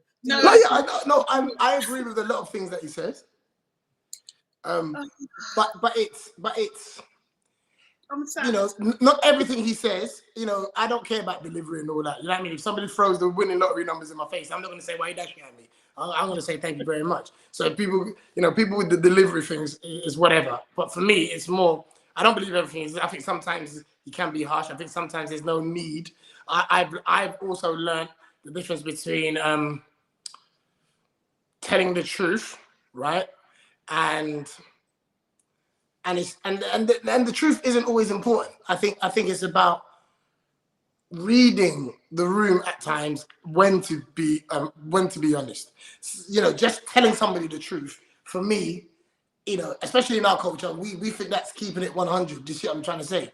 But I feel like if you're telling the truth and there's malice towards it with intent, I don't agree with that. But you know, but some people also need to grow thicker skin, because if life was a person, we'd be dragging life, we'd be in the live comments cussing life out. But you can't do that. So you learn to just deal with it. Because in 2022, if life had a profile on Instagram, I don't think we'd be commenting on any other profile. Like, we'd be giving life everything, but you got to deal with it. Do you know what I mean? So for me, if it's not for you, don't listen to it. It's something that you don't have to subscribe to. We must have you back. Absolutely. I totally agree with that statement. And I really wish that you didn't, to be honest. I feel like we need a whole discussion. Yeah. What do people like yourself get from Kevin Samuel? Yeah, like I am like, but you know what it is? Go down that rabbit hole with you. No, but you know what it is? You have to remember this, and this is the whole point. It's not for us. We're not digesting it how you are. Remember, that channel is for men. It's not for women. Is it? Yeah. Oh, it's not for women. It's for men. So why is it that women that's always on there? Because it's for us. It's for us. Listen. The fact of the matter is, we want men to speak more. But we want you to talk like this. And all I believe that's happening is the first stages of men talking. So it will sound aggressive. It will sound very uncomfortable. It will sound kind of attacking at times. But for me, especially during the pandemic, myself included, a whole bunch of other guys that I know, even with these podcasts that men are doing, you're hearing men talk a lot more than you ever have before. And we're trying to police that now. We're policing. Kojo, Hold on. Listen to what I'm saying. Listen to what I'm saying. There is no wrong and right. I'm just saying to you, the first instance, you don't like how men are speaking, it's become, shut him up. What's he talking about? Blah, blah, blah. No, it's not the first instance. It's not the first instance. And a lot of it is. No, but hold on. You're not a man. No. But you're not a man. No, it doesn't. I don't have to be a man. I have brothers, I have nephews, I have cousins and stuff, like, do you know what I mean? So there are, you know, What does that mean? What does that mean? It doesn't just take men to raise men. We live in a two-sex society. Do you know what I mean? You have different influences on your personality. You can't just be immersed in one gender. That just doesn't make any sense, because then how are you going to learn how to operate with the opposite sex? It just doesn't make sense. Name another man that speaks on men's behalf that men respect. Name another one. I think, No. Can we answer the question? No, can I just say that I think that respect that he gets is performing to the lowest common denominator that speaks to a voice inside men who are scared to be pushed out of society and to be silenced. That's what it is. And the thing is that men are screaming at the moment because they're being constantly challenged on their really backwards opinions. But Sade, do you know the real impact? The real impact if a man was saying what you said. You saying it. Yeah, but Kevin Samuels isn't saying this. No. I'm talking about Kevin Samuels is throwing the rhetoric out there. I'm talking about men. If men felt how you feel, then that would actually be a bit more okay, right? Yeah, but this isn't about, you know, like I said. Can you not answer the question? Name another man that speaks on men's behalf, right? Whether you think it's right or wrong. Because listen, the issue ain't him. The issue is, why are men listening to him? Yes, yeah. I get. So let's get it right. He's just a man. He's a regular guy. But why are millions of men connecting to this? That's what you lot got to really understand. Because these men are who you're not going to marry. They want to reinforce their ideology. They want to hold on to their power. They don't want to share it. And Kevin Samuels plays. He plays to that, and so that's why. So, okay, but Sade. I'm saying the point I'm making is this. The point I'm making is this, because I don't think you don't want to. I don't want to defend him. Don't want to. Hold on. I don't want to defend him. Can you not please just answer my question? Name another person that men in large numbers respect. I don't know how that's relevant. You by saying that. Can you just answer the question, please? I have a person. It doesn't. It doesn't make him great because he has a better. I never said he's great. Can somebody answer the question? I'm just saying, like, it just doesn't. That doesn't. Sade, can you answer my question then? I have a person who I can. Go on, Nana. So I think in recent times, Charlemagne the God. Charlemagne. Yeah. And I would say Bishop T.D. Jakes. Yeah. I would say those two men, when they speak, I probably see it shared by men more. Now, Charlemagne has had a problematic past as well, and now he definitely is firmly moving into being way more about mental health and being a proper mental health advocate. And a lot of what he talks about when he's speaking to men directly, to me, it's like a reformed criminal. So I think more men will listen to him because he is like, I did used to think like that, and I go this way. I think that he is probably... He doesn't have the impact that you think he's having. He doesn't have the impact. He doesn't. As Kevin Samuel. But I do agree with Sade that the reason why Kevin Samuel has the impact that he does is because he's like the last bastion of masculinity. Old school. And that what men want to hold on to, and where they're questioning when you're now going to always be questioned by a woman. Lots of men are not up for it. Yeah. And it's like, but we all have to go through these tides and changes. It's how it goes. It's chaos. So you've had a run and now it's on the decline and you want to stay in the up, but it's not. Things are changing. So actually it would be better placed to listen to somebody that is really about equity, not equality, because we can't be equal, but equity. You have your space, I have my space, and we equally respect each other. That would be a smoother transition. But at this moment, we are going to have the rough road of people listening to Kevin Samuel, but I do think it doesn't help men. It's not actually helping anybody's mental health. I think all it's going to do is make you really frustrated. You're going to find a limited pool of women who subscribe to the man being the head of the household. There's a limited amount of women that will do that. And as we go along, give it 10 years, they're going to be even less, and there's going to be a lot of men who are really frustrated unless they just get with the program, and life has changed. It's different. Wait, get with what program? Get with the program. That life has changed. Life has changed. To what?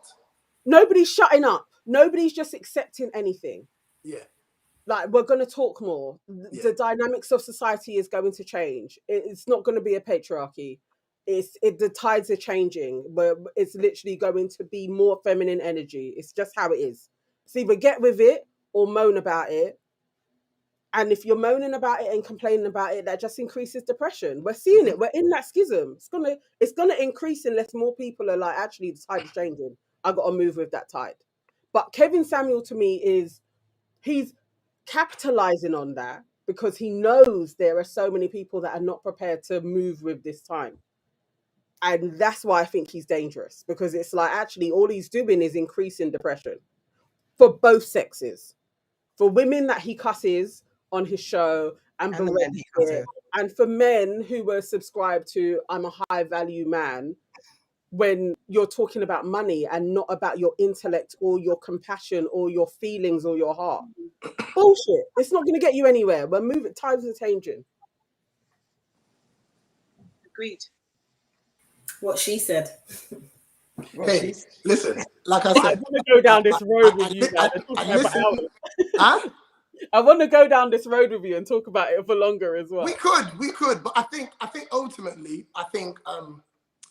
you know, my question for me wasn't answered. I think TD Jakes is one, but TD Jakes is when people feel like being Christians, if we're all honest, yeah? When people feel like being Christians, yeah, right? Because people can go to church and they're still who they are, yeah? So you take the TD Jakes in doses when you're having a little spiritual Sunday and everyone listens. You know what I mean? Like, I'm talking about men here, right? So you take him in doses. He's not somebody that men are gathering around and saying, hey, TD Jakes said this, you know? When he doesn't gather people. Hold on. He doesn't gather the men. He does not gather the men.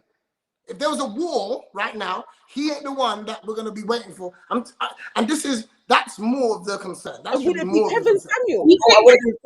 It'll be future. That's funny. No, my main thing is, why are so many men, regardless of if it's the lowest form of man, right, or whatever? Because for me, the lowest form of man, believe it or not, is the average guy. Is the average guy? No, okay, all right. I wish you would. Explain that. So who would you say is? Kojo, explain that and then answer Nana's question. What was Why the lowest guy is the average guy? Why the lowest common denominator is it? Yeah. I feel like the average. You see this term, real man. I said this the other day. You see this term, real man. Real man. Yeah. When women talk about real man, yeah, it's the average guy. That's what a real man is. The real man is average.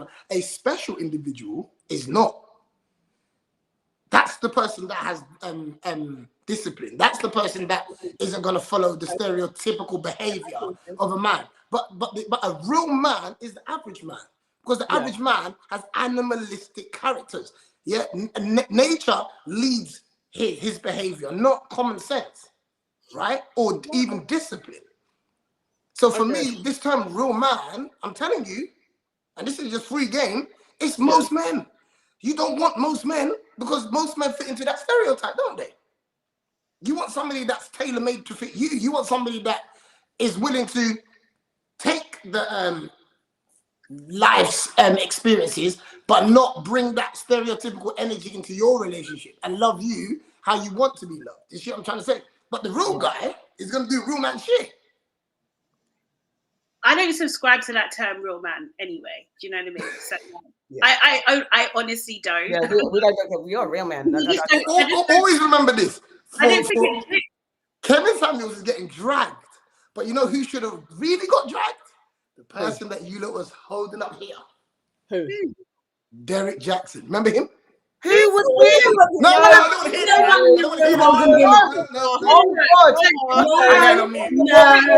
You're in the wrong room. No. Excuse me. No. We are not your average ladies, okay? Show me the video of you lot cussing him before this came out. We never subscribed to him. We never subscribed to him. You never subscribed to him. Never. No. Kojo, on God, none of us. Don't put God into this. No, on God. On Don't God. Oh God! On everything. The whole Listen, clear. see that man? Everybody. See that man? And listen, let me get this straight. I'm not ever in defense of Kevin Samuels. First of all, let me say that. I listen to everybody. Yeah, because I believe I can learn something from everybody, right? But Derek the point I'm Jackson. making is that the person that was being celebrated, the one that you were celebrating, because every guy Don't knows say you. Please don't say you. Say women, your women. gender. I'm not talking about you No. lot individually. Some Yeah? of our gender as well. But the thing is, we're not a monolith. We're really not. Oh you know, my and God. but we're not. It's true. Another monolith. But hold on, I know this. I know you lot are not monolith. Okay. I know this. What? Yeah. Come on. Okay. I'm not saying everyone. Come on. Why are you not slowing it There down? were some Not women. everybody. No, but there were some women. There were But some women. it wasn't in us. particular We were types of literally women. like, this dude is a scammer. Not even Okay, so one. it was everybody else, not you lot. Yeah, I agree. No. That Well, really you can't say everybody else. Just like when you're I'm talking messing about with Kevin you. Samuels I'm and messing. all men. I'm messing. Like, just Well, not why all did men up Dominican either. Yeah. I'm messing. all right. Because this was supposed to be as a run through of the things. No, but this is great. This is No, great. but you know what it is? For me, as I said, yeah, it's everybody finds somebody that they feel like they can gain stuff from. Good or bad, until you don't want to date men anymore, you've got to really watch what men are gravitating to. And regardless of having an opinion on it, have a conversation with those who are, and just have a conversation. I don't think it should be about opinions. Just have a conversation. Because if you admire somebody, right, and you might like him, you might meet him, and you start dating or whatever, and then you realize that he's been listening to my man's rhetoric, yeah, it's a conversation, and I think we've got to, because we're policing how men speak, and all that does is push us to say nothing. And you know what men do more than anything else? Make a lot of silent decisions. We don't say nothing. Like we done on our podcast the other day, which Natty brought up a very good point. He says, he's talking about a guy who, a woman will be like, yeah, my man don't have a problem with me doing anything. I can wear what I want. He don't complain, and he ain't worried about me linking this guy. He ain't worried about it. And you know what they call that man? The secure man. He's secure. He's secure. And you know what that secure man's doing? He's making all these decisions quietly. I'm just gonna say that you are just really preaching, because this is what I believe 100%, and this is why. Yeah, exactly. Don't run around here saying my man's secure, because that man has already said you are not getting married. I'll be with you for 16 years. 100% they are But lying. we are not getting married. And then you don't think it ends, and you don't think, what? How? And I'm saying to you, the ones who are talking are the least of your problems. We can't be shutting them up, because it's the ones who ain't saying nothing. But exactly. My thing is this, yeah. I'm not suggesting that men shouldn't talk and men shouldn't have opinions. What I don't like is when men's opinions influence or dictate what they perceive a woman to be. That's what I have issues with. You can chat the chat all day long. You can talk about whatever you want all day long, but don't come out and start saying all women are this, all women are that. I only want to do this. That's when I have an issue, because but we already know it's not all. So why is that? Because that's what you lot say. Yeah. We're talking about what you lot say. Talking about you lot say. No, but no one believes all. No one. No, but Kojo, when you're in the dating pool and or if you're in that space and you're hearing man talk and watching actions, and people like Marc Cuban are getting away with alleged stuff, that is the general consensus of the behavior that we're experiencing as women, where that's why as you're saying, the special man is few and far between, and the average man is a national man, because of this thing, exactly that. What Kevin's playing to is this generic generalization about what women are, and it is what's it called, prehistoric. It really is. Yes. And yes, as you said, men are nature. They're just like whatever comes, whatever goes. They deal with their emotions in a different way than women. But comes a point where you have to adjust to that. And Kevin, you can lead the men to this hill of Neanderthalism. But what are you going to do? Because we're not there anymore. It has changed. That's the problem. But listen, like I said, there's no full stop to this conversation, because it's true. Because it's always going to be opinions. But I think what you're not saying, and I understand it, and I think what you're saying is right. Yeah, but at some point, I'm just saying, from taking it away from Kevin and all these other people, I'm telling you, yeah, men are finally talking, And I feel like we've got to just be a bit more patient with the delivery and the volume of the loudness and all of that, because it will progress. Hold on. You see this man will get random better. talking shit. When I did you can't not even talk stop? now. No, but when did you not stop? That's why I'm interrupting you, because when did you not stop? You lot don't. Men always come out with this. Men are finally talking. We're finally expressing ourselves. We're finally telling you how we feel. You don't fucking stop. So you're saying that rhetoric is so. Hold on, women. But it's women that say that. And I'm going to use the Farrah, word. you're saying. So are you not saying that men talk up a lot? Is that what you're saying? You don't talk about what you Farrah says perceive in a her woman world, to every be man's out and here what she talking the should and thing. shouldn't do. I What's think right and what's wrong. One at a time. All the time. All the time. I never heard All that. day, every day. What she said? One at a time. Oh, that name This is why we wanted you on the show. No business, because not one of you can tell me to go find a man now. No, I'm not doing that. She said what? She said what? Sade is never gonna get a man. I'm good. Why? Why? I'm Because good. of you. Look at what you've done. I don't like stress. I just want to live a peaceful, soft life. No, you don't. That's all I want. That's all I want, man. Seriously, I can't. You know who don't want stress? Ciara. Yeah. Yeah. Yeah. That's the all only day long. That's one of very few women. That's one of very few women who have actually chosen peace. You don't come from Future to Russell. You don't come from that, but she sacrificed. She sacrificed. But there are many. Her dark side. Trust me. She said, "This is peaceful and quiet." Her dark side. Everybody's got a dark side. Everybody's got a dark side. Listen, hold on. Hold the door. Listen, we have got to get into Uncle business. Yeah, get into my shit. It's either we have another 45 minutes on this because you know it will go deep, or I just have one question, just literally one. Because I'm always wondering, and I've watched a few Kevin Samuels, and to me, I watch it and I'm like, if I'm a man, I would be thoroughly offended at how he makes men seem like they're so infantile and are really fragile with their emotions, and women really need to like manage a man. Do you ever see that in like when men are talking, it just seems to be like you can't trust women, they're always after your money. It's like there's this real thing like you're not a man. And I don't get how men are gravitating to this being like their infants. Like literally like women need to like baby you. You know what it is? No, it's trauma bonding, right? So this ain't a gender thing. Men and women all do it. Yeah. When you find someone that says one thing that you probably haven't projected out, but it's inside of you, or an experience that you might have had. As human beings, we naturally go in that direction. We side with somebody. It's like if I tell a joke that people relate to, the laughter of relatability connects with them. You know what I mean? It's just like that Bluetooth thing that just connects us, right?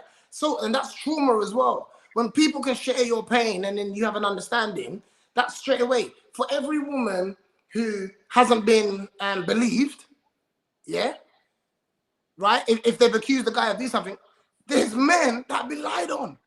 And one thing that guys do, I'm telling you, even myself, because I've been lied on, my natural instinct when I hear anything is, let me wait to hear more. I don't jump out the window. I do not jump out the window. And I understand every single woman who's had a terrible experience with a man that will jump out the window immediately because she's coming from her reference. But men are coming from their own references. Hey, I've been lied on before. So because of that, my natural instinct isn't to hold this man accountable. It's to let me hear more. Do you understand what I'm trying to say to you? So it's not a sex thing. I just feel like we all run to our experiences. And I often try to avoid, dating my experiences, for example. If I meet somebody, I try to not bring my experiences in up to this situation. It's a very hard thing for all of us to do, right? But you're not being of service to the individual who's not contributing to none of those. And then all you're doing is projecting what you've left behind. physically.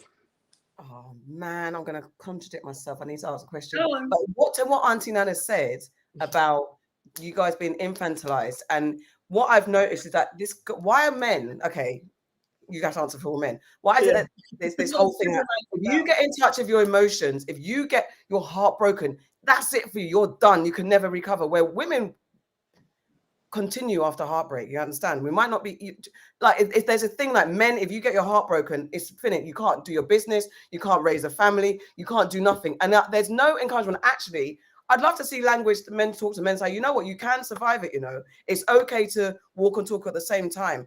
That kind of exploration of emotions where it seems like block them shits there. Don't fall in love. Don't do this. Like I have my nephew talk from, there's Kevin Samuels and where's the other guy, the other alpha male. I hate him even. I'm sorry, I just can't. I know the young one that you're talking about. I can't remember that one that's even. I think he's worse. He wears like a do-rag from time to time. Whatever he does, he looks like convict hair, whatever, Con Air, whatever. I can't take it. I can't take it. He do you know why he bothers me? Because I've had my younger nephew talk to me and say, Auntie, listen to these guys because I feel I'm getting stuff, and I'm like, thank God you've got me in your life. But it's that thing where if you fall in love or you show emotion, you're finished as a man. Isn't that madness to you? And isn't it? And it's a lack of exploration. That actually, after the hurt, there is life. So how about men explore that instead of always? I feel like everybody has a blind spot, yeah, where the same rhetoric works in all other facets of our life, right? But in this bracket here, we avoid heartbreak. We avoid making. Not often guys make the same mistake. First of all, once we do one thing, we very, very rarely go back into that environment. So now, if the moment we start seeing a new woman and she has any signs of something that nearly destroyed us, she's got to go. Now. My answer to your question is, that's a lot of men's blind spot. We are strong in other facets. We are strong in all this other stuff, but everybody's got blind spots. You see what I'm saying? And for men, you know, I said a woman's heart is a bit stronger than ours. Yeah, I think a woman's heart goes black, goes red again, goes black, goes red again, goes black, goes red again. Yeah, a man's heart gets darker every experience he has. Every experience he has. I'm not a doctor. I can't cure that. Why? You say why? Yeah, that's what she's asking you. I know, but what I'm saying to you is I can't give you a why, because logically I'm just thinking I'm just going to avoid, because I think ultimately men can't deal with heartbreak like women can. We just can't. We can't. I think it's socialization. We have to. It's socialization. It's socialization, and they're allowed to behave in a way that kind of lets them treat women like they're disposable. So once their heart is broken, then they can just fuck any girl and treat them like inferior, or because they're not the main girlfriend or do you know what I mean, or the wife kind of thing, they can use women anyhow. Do you know what I mean? And that is accepted in society, and everyone, even women, subscribe. Like, well, this is the whole thing. Yeah, women collude with it as well. Yeah, absolutely, exactly, kind of thing. So that if we kind of get a handle on that, and actually women are treated with more respect, that even if you're just having a sexual encounter, doesn't mean that they have less value. Do you know what I mean? And I think that we'll be in a better starting point, really. Listen, everything you're not saying is absolutely spot on. And I think, you know, we've got to kind of figure out the journey to get into a space where these moments don't, you know, damn near destroy you. Like, like even myself, like even some of the experiences that I've had have made me straight away, in order for me to get through to tomorrow, I have to just be like, and done. Do you understand? I'm not gonna allow myself, because men are fixers. We're supposed to be the answer for everything. Society has painted us as, hey, don't wallow. None of that. You ain't got time for none of that. So that's the rhythm that we've also grown up in. You can't sit down and cry and moan, because we are not going to be of service to other people. Then we're useless to other people if we sit down there and wallow. If somebody breaks into our house and I'm just like, oh, you know, that could be my natural emotion. But you're going to be like, what kind of man is this? I don't business what you lot saying.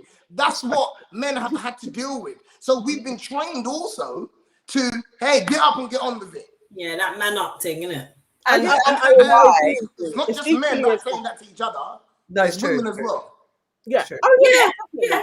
We've spoken about that on here. So we've not had training to sit down and digest what you've gone through, because we're always told, hey, get up and get on to the next thing.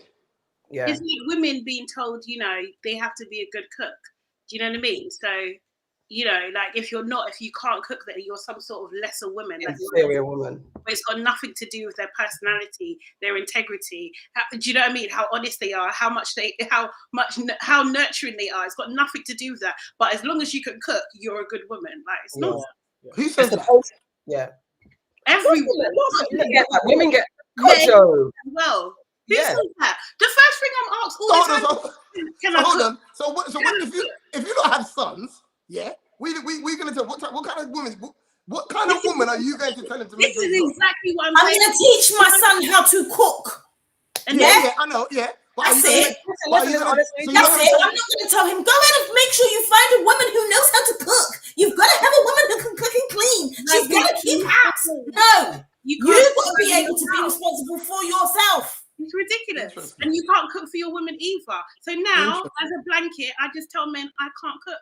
Full stop. So we'll see. Do you value me as a person? Do you want to get to know me, or is your mind so blocked? I know, but then okay. So then now we're going down the element of, well, you know what? I weren't taught how to pay bills. So now I'm cool with that. So I'll cook and you pay the bills. How about that?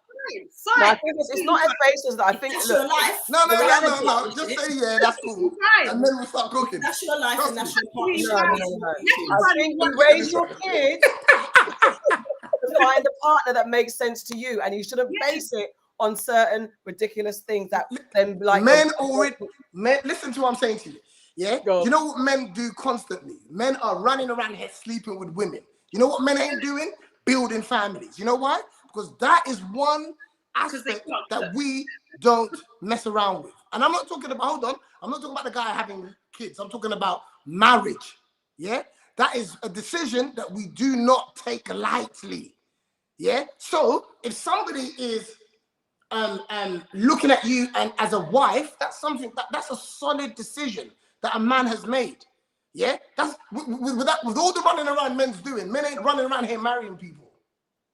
But Kojo, okay, you know what? You're saying that women are just sitting down waiting for a man to say they want to marry them. No, women that don't want to get married. Wait. Let me say this. Kojo, we're coming on the rap party. We got to. I'm inviting you. We need you to do a takeover. I think if I come on there, if I come on the rap party, I think it's fighting talk. Especially if I'm coming. But you know what? I think that it's going to be on. No, we need to, because it's fun. The place where he records is round the corner. It's in Canning Town. Will you be following me? Studio. He knows everything. I don't I'm probably going to have a studio in the same place. I know. I watch all of you podcasters. I'm clocking where you all record. Pull up. It's a bigger space. We actually need to have a full-on conversation with all the guys and all of us, because this is an interesting one. I have so many things are popping in my head as you guys are talking. I'm just like, but you know, we are almost at 2 hours already. So, and also, what's really interesting, because it is that having these conversations in isolation with each other, and actually having conversations where we can talk to each other and explore different points. We all get heated, but we also come to a place of resolve. I'm not even gonna dare to go through the extra headlines. So quickly moving on to Aunties get in your business. Aunties get in your business. Aunties get in your business. Apologize. Me and Aunty Sade apologize. We don't subscribe. Aunties get in your business. Aunties get in your business. Aunties get in your business. Uncle Kojo. Good. First of all, did you like my intro? I did. I loved it, and the backing dances was amazing. Shall we do you want us to do an intro song for you as well? Can you imagine? Don't laugh like that, Aunty Farrah. Don't be rude. All right. All right. All right. So here we go. So we're going to get into Uncle Kojo's business. First of all, we all know who you are, but however, would you like to introduce yourself and tell us what you do? Oh God. So I'm originally a stand-up comedian. Can you say your name, please? A presenter. Done a bit of acting as well. Yeah, that's what I'd say. Thank you. And can you describe your life right now in one word or a sentence? I'll go for one word. My life right now is hungry. Oh, I hear that. I like that because it has many different. You like that because you're in the kitchen right now. That's what it is. Well, I like food. Like that's one thing, but also hungry for life and hungry for adventure and hungry for lots of different. That has lots of connotations. I like it. Yeah. I like that a lot. Okay, so as you said, you're a comedian originally. That's what you were originally known for, being a stand-up comedian. You could say like you're an OG in the game and all that. Yeah. How do you think that the industry has changed since you got into it? Obviously, I feel like social media has played a big part in comedy, in terms of the awareness, also allowing various forms of comedy to be exposed as well, especially in the UK. I feel like the power kind of has shifted to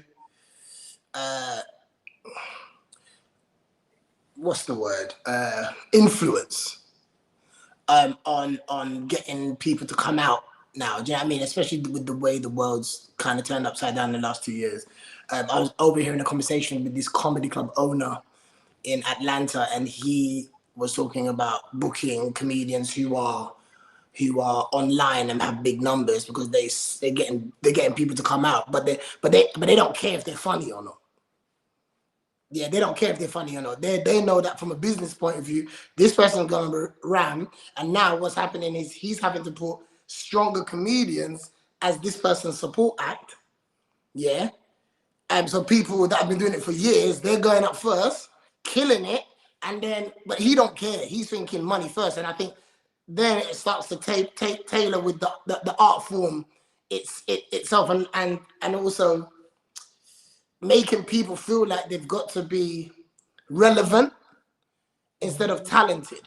And that's even where I've kind of had to catch myself recently and say to myself, like, you've caught up. I mean, I give myself a little break because pandemic was thinking on your feet about other ways to kind of express what you do to people. Do you know what I mean? Especially having your live shows taken away from you. So it wasn't about just moaning about it. It was about, okay, what else can I do to kind of engage?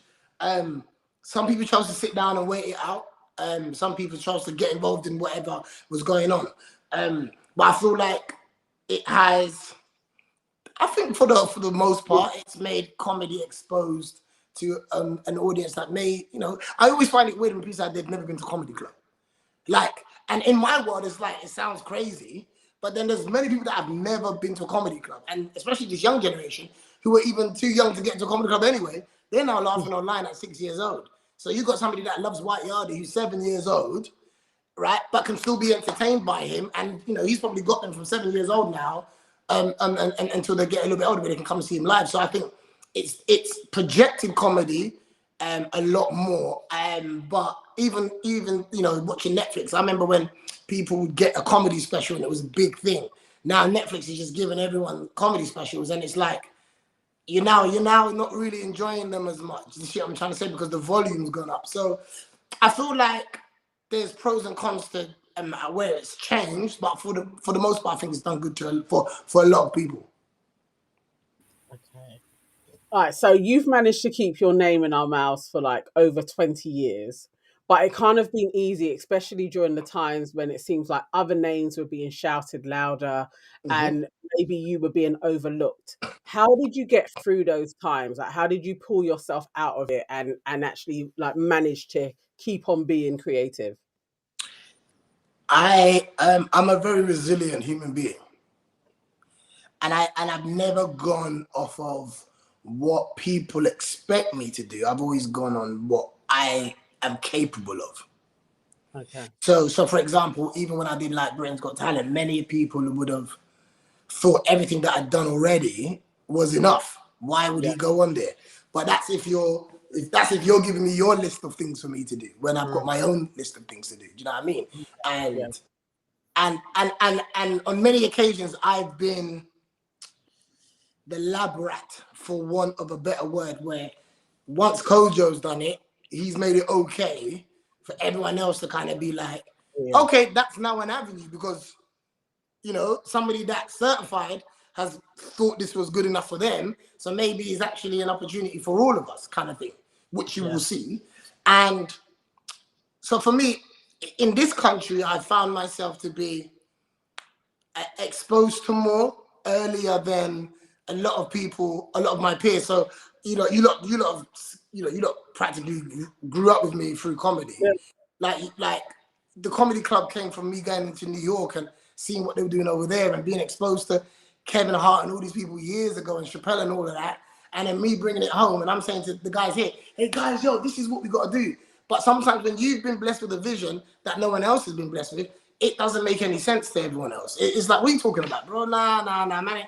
So I've spent a lot of my time and energy trying to show people, yo, no, this is what's coming. This is what we got to do.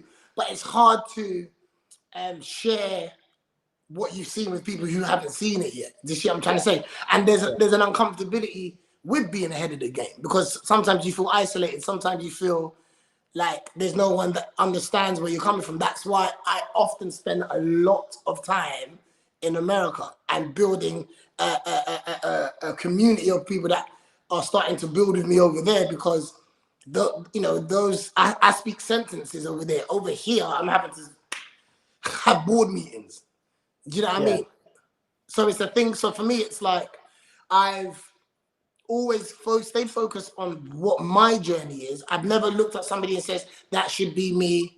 I've never looked at someone else and feel like, oh, you know, how come they're getting all of this stuff? Because making more money, for example, doesn't make you better. It doesn't mean that you're better. It just means that that's your blessing. And when people get blessed, sorry, that on my battery. When people get blessed, you know, I'm all for that. They've got families to feed. They've got people that love them. They've got friends that supported them, that they should be able to go on. I've never looked at anybody and felt like that should be me, because I know what I'm on course for, what I've got going on. I hear you.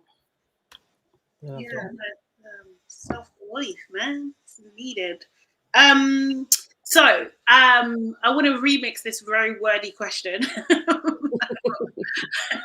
But there was a show, and Okoye, please try and remind me, on Amazon Prime about Black Hollywood comedy club, one of the first ones, and they kind of talked about the history of like comedians coming up and everything like that, and they mentioned, they done like a world map, and they mentioned Kojo's comedy Funhouse, which I was just like, oh my god, like, do you know what I mean? Just having that little moment. And that show came out, I think it's this year or last year. Yeah. With with what's his name? The guy with the glasses. Yes. Yeah. And so like, and we've mentioned you on the show before, and I think like people don't really know like your impact on UK like Black comedy, and like, you know, on your bio, on your, you know, your CV on your site, it's quite modest. So could you like drop, you know, some bits of like, you know, your highlights of what you've kind of done in the Black comedy scene in the UK? Like what have been the things that have impacted you, do you think? Okay, so first of all, I'll start by saying I think, you know, I don't slow down for gratitude. I feel like that comes, unfortunately, when you die at times, or when you hang up your boots, kind of thing. I think that those are the moments for me to kind of reflect. In terms of what I've done here, I've done, you know, I hosted Choice FM Breakfast Show, which turned into Capital Extra. So I had the first live airing on Capital Extra, which was a great moment, a great time. Grew up listening to Choice as well. I had opportunities to go to Kiss. I was at one extra when it launched as well, but as a bit part role. But my full kind of standalone was on Choice. It was a station that raised me. It was a station that I grew up with. I had real ties and connections to the community that I cared about through that radio station, and to know that there was a generation of kids that I could make laugh on their way to school, people on their way to work, made me feel so fulfilled, because that's what Jeff Schumann and Martin J and those people done for me. Do you know what I mean? Eddie Nestor, the Angela Mars, the Jigs, Jenny Francis, like all of those people raised me. Do you know what I mean? Yeah. So while there was opportunities to go to a mainstream audience, for me, I've always had this thing for our community, even though at times it's been to my detriment. But for me, my love is kind of blind when it comes to the Black community, because I kind of just like really believe that we can be amazing. And I think that so many people take from us and never actually give us the credit for it. Do you know what I mean? So I often like to be where I'm celebrated, not tolerated. So for me, that's Sade's words. Sade's favorite thing to say. Yeah. But like that's for me, that's where a lot of my energy lies. I've also been the only international act on Wild and Out with Nick Cannon. So I did that for 3 years. I did about 18 episodes. I still get checks for that now. Yeah. That's great. So, they repeat that like crazy over there. We're crazy. So that was a blessing. Again, I moved to New York 2009. And I met up with Nick, and I met Mariah as well at the same time, and it was Mariah Carey that actually got me on Wild and Out, because me and her just vibed. Me and her vibed so much. When we all met up, and she actually told him to put me on. So that was me just going over there, not really having anything concrete, but building relationships, and meeting Nick Cannon, and even now we've got some other stuff that we're cooking up. So it's you know, that kind of relationship. I've also worked with Russell Simmons as well for like a year in New York. When I moved out there as well, and he's somebody that really had impact on me in terms of being stern with your delivery. You know, whatever you put your mind to, you know, don't party at work. That's his thing. And if you see how Russell Simmons moves in his office, he's very aggressive, but no one there would want to work for anyone else. And I think sometimes we can often get sidetracked and distracted by having a good time at work. You know, one thing I've learned straight away is work ain't supposed to be fun. It's supposed to be work. Do you know what I mean? And you get that done, and then the fun comes after the result. Because some people sometimes sacrifice the result to have a good time. So that's kind of where I learned my discipline from being close with him. Can I ask a quick question? Like, how does that kind of, like, obviously he's had a bit of trouble in the media and stuff, of the allegations against him and stuff. Like, how do you kind of not come to terms with that, but how do you manage that? Do you know what I mean? Because those allegations are so serious. Do you know what I mean? Yeah. And it's like, it's difficult sometimes. It's weird because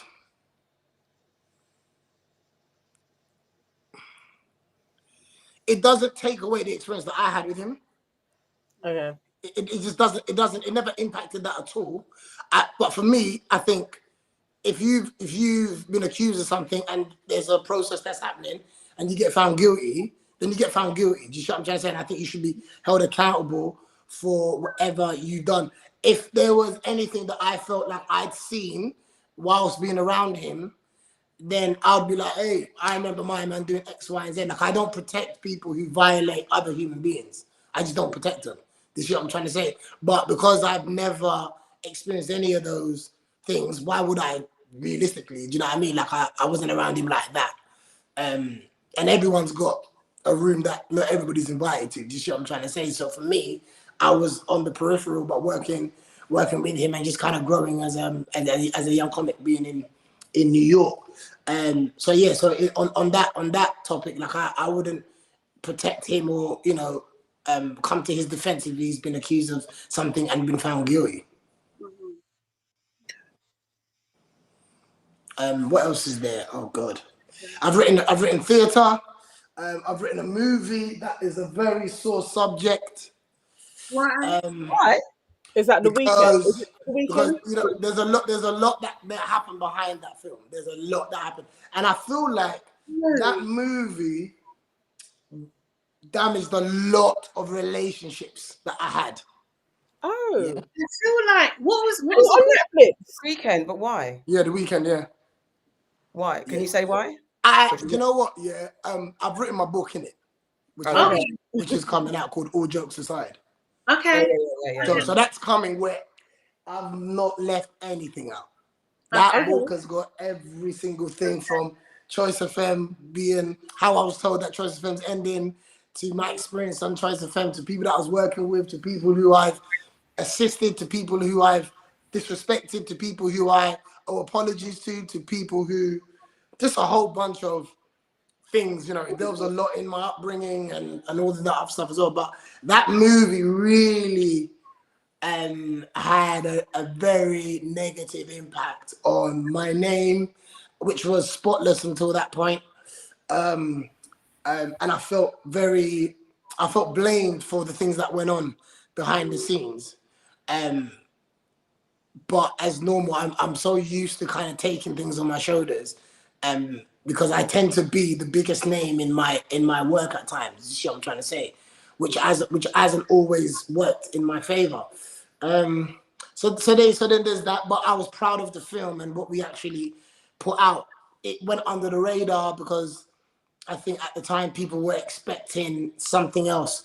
This country definitely reacts to the streets a little bit more than they do to comedy, to rom-coms, to whatever. But the theatre production was great. We've done 2 shows of that. Of romance. Yeah.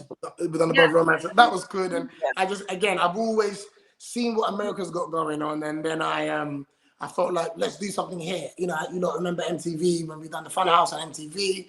Yeah. Again, that was me growing up watching Wild and Out and just wanting, before I even got the blessing of being on there, I just wanted the UK to have something like it. We've got beautiful women over here too. We've got funny, talented people over here too. And I've always kind of been like, when I go to America, I don't go to stay there. I go to bring it back, because I'm the one kind of like, yo, we can do this. But it's hard when people haven't seen what you've seen. It's very, very difficult. While some people are just going to America and saying, forget England, I'm the idiot that was like, no, man, let's go and learn and bring it back home. You see what I'm trying to say? Only for people years down the line to be like, bro, you should have left a long time ago, blood. You get me? Because the UK ain't going to change. But because I believe in the UK's potential so much that I found so many ways to just get things done. There's been many things that I haven't been paid a penny for that many people might have thought I did. But I was so passionate about showing our potential that it just kind of went under the radar. You see what I'm trying to say? Yeah. And there's so many sacrifices that I've made for the better of other people that I just feel at times it just wasn't received how I would have liked it to have been received, But I feel like these are seeds that will now allow us to appreciate Eddie Caddy, Mo, Dane Baptiste, and all these other comedians that are coming through, because some of these things had to have happened. You know what I mean? They had to have happened. Yeah. Thank you. Yeah. Thank you. I always do that. You did mention your childhood briefly in your answer there, and I wanted to go towards. You spoke about being fostered. It's out there, and I was also fostered, but I was fostered to a white family as a child, and I just wanted to. It's a conversation that I think is led by mums, I think, and women and parents and stuff like that. But what's your opinion on the discussion about Black children being raised in Black families versus white families? Because your family were Caribbean, though you're Ghanaian. And was there any conflict for you in that surrounding being African in a Caribbean home, especially growing up at a time when you grew up? So I think there's 2 questions in one. So your opinions about Black kids being fostered by Black or white families, culturally relevant families, and then also your upbringing in a Caribbean household. So the first one is primarily, I think the important thing to do is allow any child to see themselves on a daily basis. Yeah. So I would always encourage children be put into their community first of all, because I feel like that's the base, that's the default setting that I think, allows a child to have less questions and less insecurities straight away. So I would always be in favor of that, you know. But if there's a kid who is in severe danger and needs to be, you know, taken away, I don't believe that you know, them going to an amazing white family, for example, is going to be that, you know, the first thing that comes into my head. Do you know what I mean? Like, I feel like that child safety is very important. In terms of my experience, I didn't feel African. I felt black. Okay. And that made me very comfortable, very excited, you know, enjoying all this stuff. I went in when I was 5, so I don't really have a character yet. It's being formed from like 5 years old, realistically. So a lot of my references now as an adult is very from a Caribbean background, right? But then in my book, I speak about the moment when I came across this family on the estate who were Nigerian. And for want of a better word, I fell in love with these boys. Yeah. And what I mean by that is they were the closest experience to who I really was, where my parents are from. So that African humor, that African dialect, the food when their mum would cook and I'd go over, I became infatuated with being around them because I started to feel a bit more of my culture, you know, that wasn't inside the home. And every opportunity I could to be around them, I would be around them because it was me kind of coming of age, but it was also me kind of breaking from my natural rhythm in a Caribbean household to really asking more questions and, you know, laughing at the things that African men do and the African mums do. And those jokes started to come into my life a bit more. And then it reminded me a bit more of my mum and my dad and those kind of things. So a lot of my early stuff was practically being around these guys and their mum. Do you know what I mean? So for me, I had that experience of having African friends or Nigerian friends, but then the balance of being loved by a black woman who took me in and made me her own, you know? And this woman, for me, saved my life because when we talk about the foster care experience, that's the stereotype about it is so negative. Understandably at times, because beyond race, beyond everything else, a child needs consistency. Yeah. If there is no consistency, you are creating a wardrobe of problems. So what I mean by that is I'm working on some stuff privately where I'm trying to have a bit more impact in how social services deal with fostering because I don't like this 2-week business unless they are going back to their family.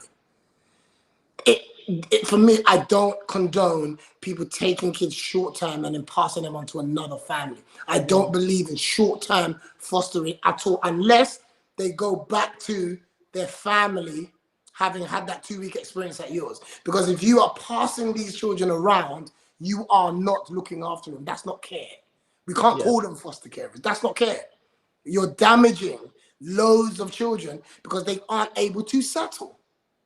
Every family has different rhetoric, different rules, different ways of doing things, and you are damaging them slowly. Yeah. For me. So I'm trying to get rid of this short stint fostering and find proper homes for these children. So the idea is to get them back with their family if it's a safe space. I was 5 years old and me not moving one time, not once did I move. You're going to get someone like me. You're going to get somebody who can achieve. You're going to get somebody who learns about himself, who knows that they can speak to somebody when this happens. If I was being bounced around, who am I going to talk to? Yeah. Who can I trust that's going to be there long enough for me to even explain to them how I'm feeling?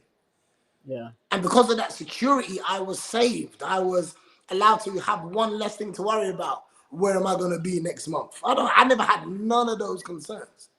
Do you understand what I'm trying to say? So for me, I definitely encourage consistency when it comes to fostering, but being in a Caribbean household gave me a good balance of the Black experience. I was going to say that it must have done. It's quite a unique and lovely thing actually that you had, you know, the balance. You're able to talk about both sides because you've lived it. Yeah, it's true, but it's something that I kind of avoided.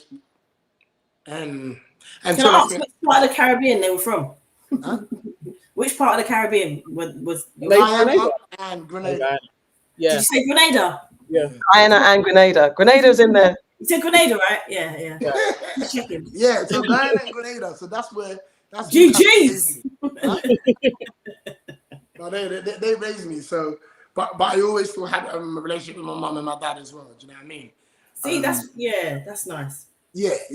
So that was kind of cool. But ultimately, like, it's only when I wrote my book where I've started talking about it. Like my new show that I'm working on now is about my book. Really, it's about my real life. It's about being fostered. It's about the experiences that I had in that system. But yeah. Okay. Read the book, guys. Read the book. He's going to pause on bits. When is it actually coming out? I say this year, and then my manager says no. But soon. We're close. It's done. It's all done. Yeah, I want to read it. Go on, Aunty Farrah. Okay, so I've got to ask. Got to now get to, what you said recently on your live about this third date thing. Like, can you explain yourself? Firstly, give a bit of background about what you said, and then so I said that. Explain yourself. I said that.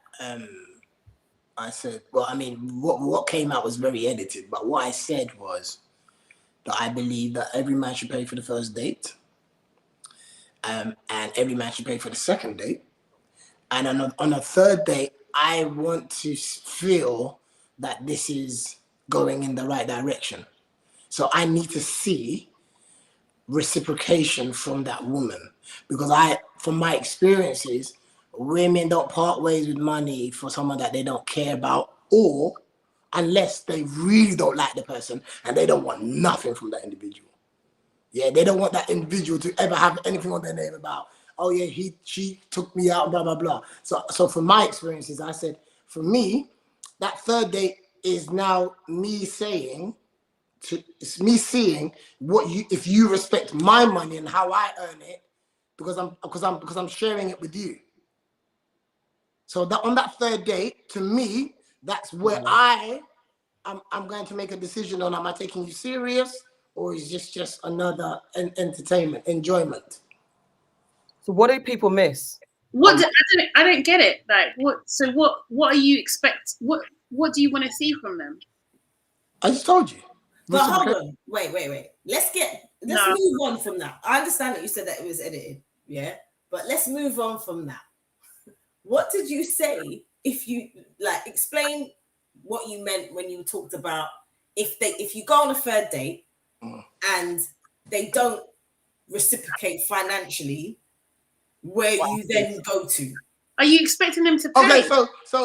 Okay, so the bit that was out of context was that was banter. So on that show, I was like, yeah, I'm gonna make her like me a lot, and then I'm gonna break her. That was banter. But when you post something, and you don't post, it was a Q&A that I was doing on Instagram, and it was a whole bunch of questions, and that was just one of the questions about dating, right? But if you was watching the show, you would have realized that was banter. That was just me being silly. Because that's what I was gonna ask you. Because to me, when I saw, because I didn't see it live, I saw some of the clips, and I was thinking, that's just got to be bants. Like what you're saying, and I actually wanted to ask you, but you've answered it for me. That had to be bants, where you're just like, if she don't pay no money on the third date, I'm gonna do X, Y, Z. I was like, that can't be real. No, because but there's the thing enough is, reasons but again, why. what I have to understand is, these pages don't get far, but with context. It's all about the headline. And if we're all honest, most people don't read the article because the article is probably boring. They make decisions off headlines. So for me, I felt attacked because it's like you've taken something so innocent and that was banter, you've given it no context. But you know, you have a choice to do that because I don't even save my lives. So you came on there looking for something because you came there and recorded me. Yeah. Yeah, because it wasn't saved. It wasn't saved for you to grab it. I always delete my lives because for me, I always cater to those who tune in. Yeah, because I'm not readily doing all of that stuff. But this was one question out of about 50, and we was chatting rubbish and crap like I do sometimes, right? But in that, you've made it like a bit sinister. And if all that's people see, you wanted them to see me doing that. Because if you gave them context, there'll be nothing to post. So for me, I can't fight the dark. Who am I going to argue with? The Shade Borough? Who are they? Who is it? I don't know none of these things. So for me, if it's a slow news day and you want to use my name to it, that's fine. But one thing I am not afraid of, which many people are, is I always like to know who's for me. So sometimes these things need to happen so I see who's really for me. Because if I'm not somebody who's come out in 5 minutes ago, I've been around for a very long time. So if this moment is now the thing that you're gonna lead with me, knowing that everything that I've done, that's what you want to believe. Because no one's posting up when I'm doing the Black Magic Awards and I'm honoring these Black women because no one else is. And when I'm bringing the community out and no one ain't paying to come in, but it's a night of celebration and everybody's there saying thank you to these people, and these people are actually telling you about their journeys so that other young Black people can go, look, this is what it takes. Because I guess we've got loads of these award shows that do that. Yeah, my show's never been sponsored. Who's giving me money to put on these events? But I don't like Black women, clearly. I must say. No, I'm really glad that you come out here and you said that today and you've clarified it, because as I said, when I watched it, I didn't see it live, but to me, I thought that's bants. Like, you can't, do you know what I mean? And I'm glad that you started with. But my issue is that it's edited. But my issue is, this is my issue. Go on. I shouldn't have to defend myself. No, you shouldn't. But it's just because it's literally what you said. I should have people who have been entertained by me, people who understand who I am, people who know about me in my corner, but they don't come to my defense. They don't. They let these things happen, right? They let these rhetorics happen. And the beautiful thing about my life and my world is it's nothing like social media. So when I step outside, it's love. That's my reality. Now, if my reality was social media, because remember, I'm not born from social media. I'm on there, but that's not where, you know what I mean? That's not what built me. But my reality is a very beautiful place. But aren't they just doing the same thing that you talked about that you're doing as well? What's that? Waiting until there's more information, waiting for clarity, because it's very easy. The people that you're saying that should be coming to your defense when these types of things happen, they're probably just doing the same. They have the same mindset as you in terms of just waiting. What's the difference? I feel like I've seen. Listen, I've seen people come to some other people's defense with the same thing. So you're looking at specific. Okay. I've seen people come to people's defense. I'm not here for that. Yeah, I'm not here for that. Because remember, this is me talking. It's out of context, but no one cares about that. It's a slow day. I'm bored. We've got a generation of commenters, which is fine. Listen, I'm not adverse to being dragged because that's part of business. Unfortunately, you can't handle those kind of things. Yeah, you ain't gonna be. I have nothing to worry about compared to what Will Smith's gone through. God knows what Beyonce has been through with people dragging her pick me all on. Like, people are going through some real shit. Like, that was minor. That was what I said. I ain't out here slapping women and abusing them and doing all the other stuff. That's not what I'm doing. But at the end of the day, I'm not exempt from being dragged. I'm not exempt from people having their laugh at me. That's fine. Where it would impact me is if I walk outside my house, and that's the energy that I'm receiving. So people are clearly giving me the benefit of the doubt in the real world, and I feel like that for me it is cool. Do you know what I mean? But at some point it's like, you know, and I spoke about this in my special, right, my last show, and I said, you know, if people are gonna judge you on the last thing you do, what's the point of being a decent human being? What's the point? What's the point? Where does that serve you? I might as well be doing what the last thing was and just keep that energy then, because it's like, because that's what I'm going to be judged on anyway. No one, when people are saying you don't like black women, where's all the people that I gave awards to? Where's all the people who I brought out and celebrated? Yeah. I hear you. I want to say, why are we going to take ages? I want to say that I think people, I hear you on the people that know you and have known your backstory and who know you. But because the way this world has turned so fickle and people are clout chasing, are trying to do the most to get the most, and are changing character, and especially celebrities, that you're not really sure. It is it's very easy to believe the first thing you see because you don't know what else is going on. Two, the world in general is reacting quickly and reading the headline and not reading the whole story.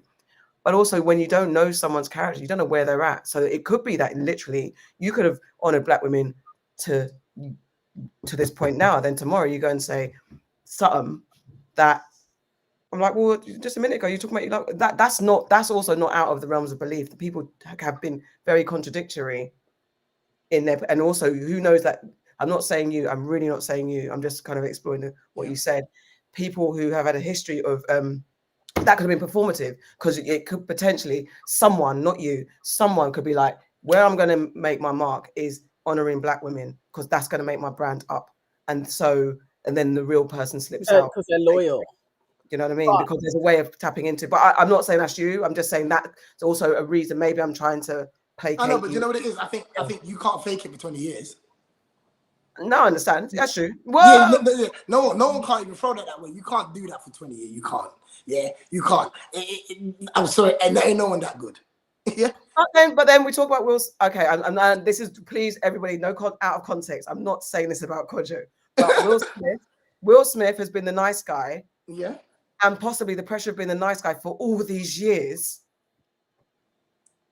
I understand that. But we have to remember, like, you know, I'm because of how I've come up and because of my life, and you know, I'm an older brother. Yeah, I'm an older brother. I'm a protector. I've spent my whole life being a protector. I've never been protected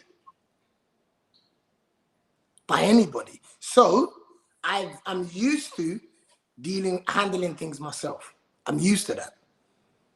Yeah, I have people in my life that care about me. I have people in my life that when these things are going on, calling me and saying, are you all right?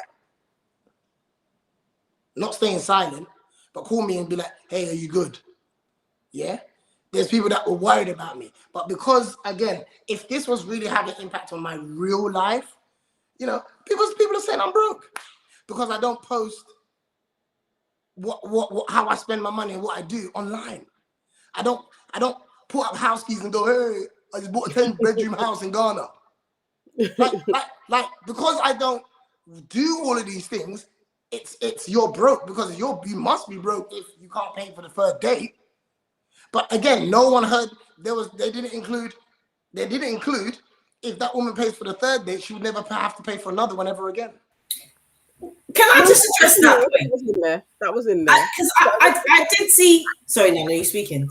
I just want to just go back because we're there. And I know if I don't bring this up, I'm going to get messages about this. I can just feel it. But there is that rhetoric that has been out there from since, like, I would say 2013, Twitter.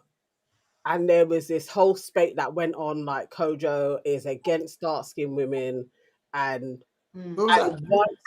it surfaces in women's groups from time to time. If your name comes, I'm telling you, if your name comes up, there's a group that will be like, nah, I've been at his shows, I know Kojo, because there's lots of us that know you, like from ACS days, we've known you. And then there's another set that's like, nah, but I know him from when he was using dark-skinned women as jokes on Twitter. So when you come up in any way, there's like a groundswell of women that are ready to be like, this dude's always been problematic. And that carries on with the youngers to the olders. There's a set of folks that have this type of perception. Has anybody ever told you a quote? I can't say that that's been a thing, but I don't know where, because I was never on Twitter. But it's like, this is what I'm saying. But they can't ever tell you what I said. They can't show you any example of that. I just want one example, one. And even if you're gonna, that this is out there, like, you know, that this is what I'm saying is, I'm not afraid of rhetorics, because I don't have to spend any time, Nana, proving my innocence. They should be proving what they're saying. Why would I put energy into proving my innocence when it hasn't happened? I don't serve people by doing that. I don't serve myself by doing that. If I run around here and try to squash fires that people have started out with no evidence, that's a lot of my energy and time. When I could be putting that to being of service to the people that I've always been of service to. Like I said, I could sit down here and retaliate to every single person that I may personally know that said some bad stuff about me. But again, it's like, if I'm the only one that will fight my corner, then I'd rather let them have that. I'll let you have that. I can't keep defending myself, because again, everything that I've ever done, everything comes down to people making stuff up about me. Why do you think that is? Why do you think there's a mismatch in terms of, because that's what it seems like what this is, like a mismatch in terms of what you stand for, what you dedicate your life to, like, do you know what I mean? Like what you've actually physically done consistently over a period of time, and then public, like your public persona. Like, what do you think that, my public persona is brilliant. But you know what I mean? Sorry, my online, hold on, but my online one might not be. Okay, right. Yeah, so that's the thing. That's what I'm saying. I know, but you know what it is? But Nana, the thing is like, we live in a world where people can say and be who they want online. And the truth is, everybody's feeding into it. And no disrespect, you ladies are too. Because somebody said something, and the first thing I've said to you is, did they give you a quote? What did I say? I was asking questions though. No. Because I want people to have this as a reference point, because I haven't ever heard anybody pose this question to you in regards to Black women. But why don't they show you? Why don't they show you the tweet? Or why don't they show you? Come on, we live in a world where everyone's showing stuff. No, wait. Before we get that, what Nana said, was it 2013, before Twitter was a thing? So it was a time before. So there's a generation of people have a time before we had digital online footprint. Okay. Say that. So it's just like, you know, like it yeah. Anyway, so it's before that. Also, and this is me even aiding them. Let's just say I put something on there. Let's just say that. Again, context. When I started on Twitter back in the day, we used to do these hashtags. I don't know if you remember when it was all about hashtags. Yeah. That's where I got all my followers from on Twitter. Hashtags. People will put a hashtag out there and then you just complete the sentence. So in my days of Twitter, that might have been the rhetoric where I'm just being funny and being silly or whatever. But that don't sound like that. That sounds like he's got a tweet out there that is coming for Black women and being disrespectful. That's what that sounds like from what you told me. Yeah. But it could have just been maybe a hashtag where I was being silly and funny. I mean, I do jokes on stage about Black women and Black men and Black families and Black people. this is. I mean, what comedy shows have you not been to? You not been there? Can I just say as well, like, just because I don't want you to think that this is coming really from a negative place or anything like that, because we've talked about you on the show before when some challenging things have maybe come up and stuff, and we've definitely like talked about, you know, do you know what I mean, the balance of it all kind of thing, and your contributions to society and all of that kind of stuff. So it's not just a one-sided conversation. And like, even I've seen, like, I think that you're quite a reflective person. So even then, like, I think there was a tweet about Stephen Lawrence's mum one time, kind of thing, that didn't go down too well.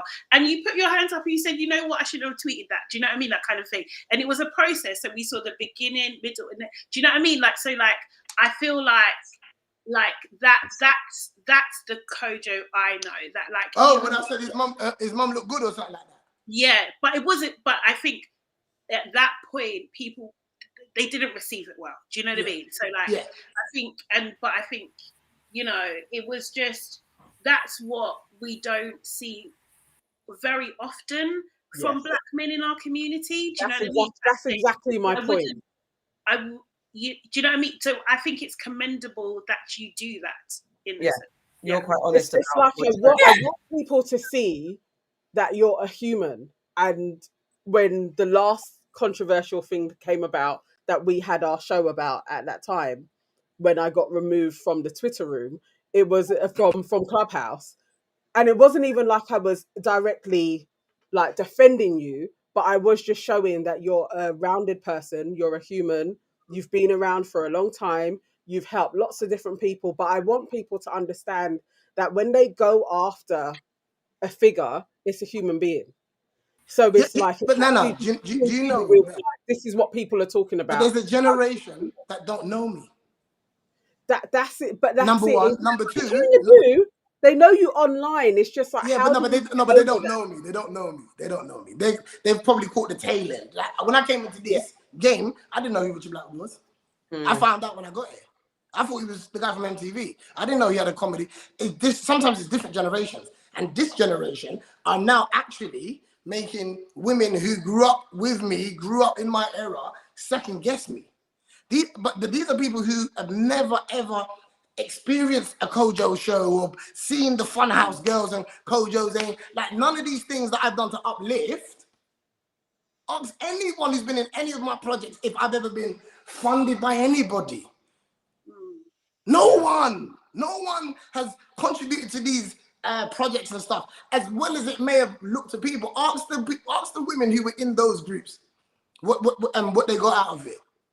Do you know how much women in the business now who are doing great things now were part of those projects? But again, I how life is, and I've accepted how life is. Life is all the good you done will come out when you're dead. I think I'm going to be an icon when I'm dead. I think, unfortunately, it's unfortunately a morbid way of looking at it.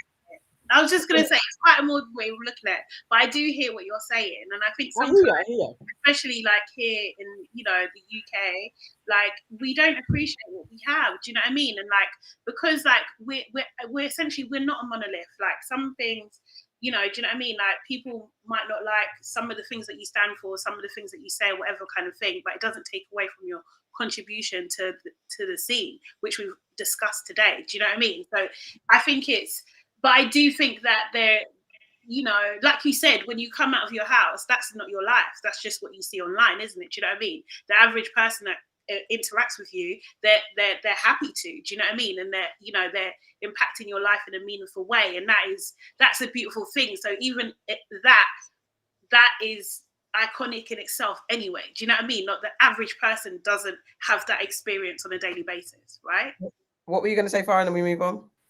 I was just going to say, kind of like what I said before, whilst I appreciate that you don't have to explain yourself, I'm glad that you've had this opportunity to address the things that people perceive. And I'm glad that you've had the opportunity to clarify that and to just get it out there. It's on record, isn't it? Yeah. But Farrah, I know, but I'm just saying, it's not done nothing. I know, but someone, when people chat their shit, listen to what I'm saying to you. When people want to chat their shit, it's on record that you've responded to that, and you said, where's the evidence of that? Yeah. Because they want to bring things up, but like they said, they may not have the evidence of that. You have responded to that. So that's why I'm saying I appreciate that you've had the opportunity to do that. And So I appreciate that that you means, said that to us. let me tell you something. I always know that if I talk, I will give people context. But I'm going to have to talk to everybody. But this is what, But you don't. No, I get what you're saying, Kojo, because like you can't go around and talk to everybody. But it's when you get the chance to, you say. That's what I'm saying. That there's no one that I could ever speak to that won't be like, I get it. There's not one. No. The woman that hates me the most will get it.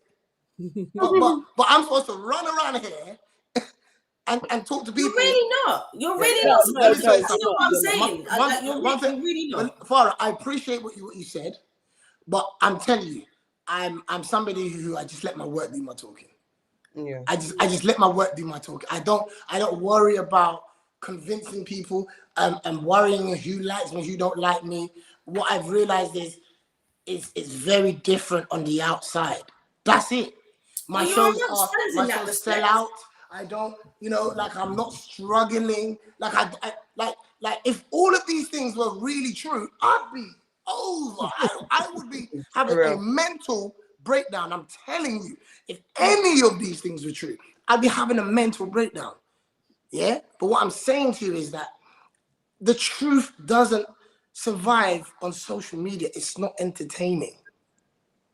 Yeah, that's true. And I would encourage, if you lot are in these forums or these groups and no one has provided evidence, that you shut them down. That's not my responsibility. That's not my responsibility because I'm not part of that conversation. That's what Aunty Nana did. That's what Aunty Nana did. And they kicked her out. She literally did that. But that's my point. When you bring context, you get kicked out. Yeah. You get kicked out. Yeah, These are people who are they're young people. They don't know me. They don't know what I've done. But they've got a big. I saw something the other day that says that I don't like women. That I'm gay. and then it's like,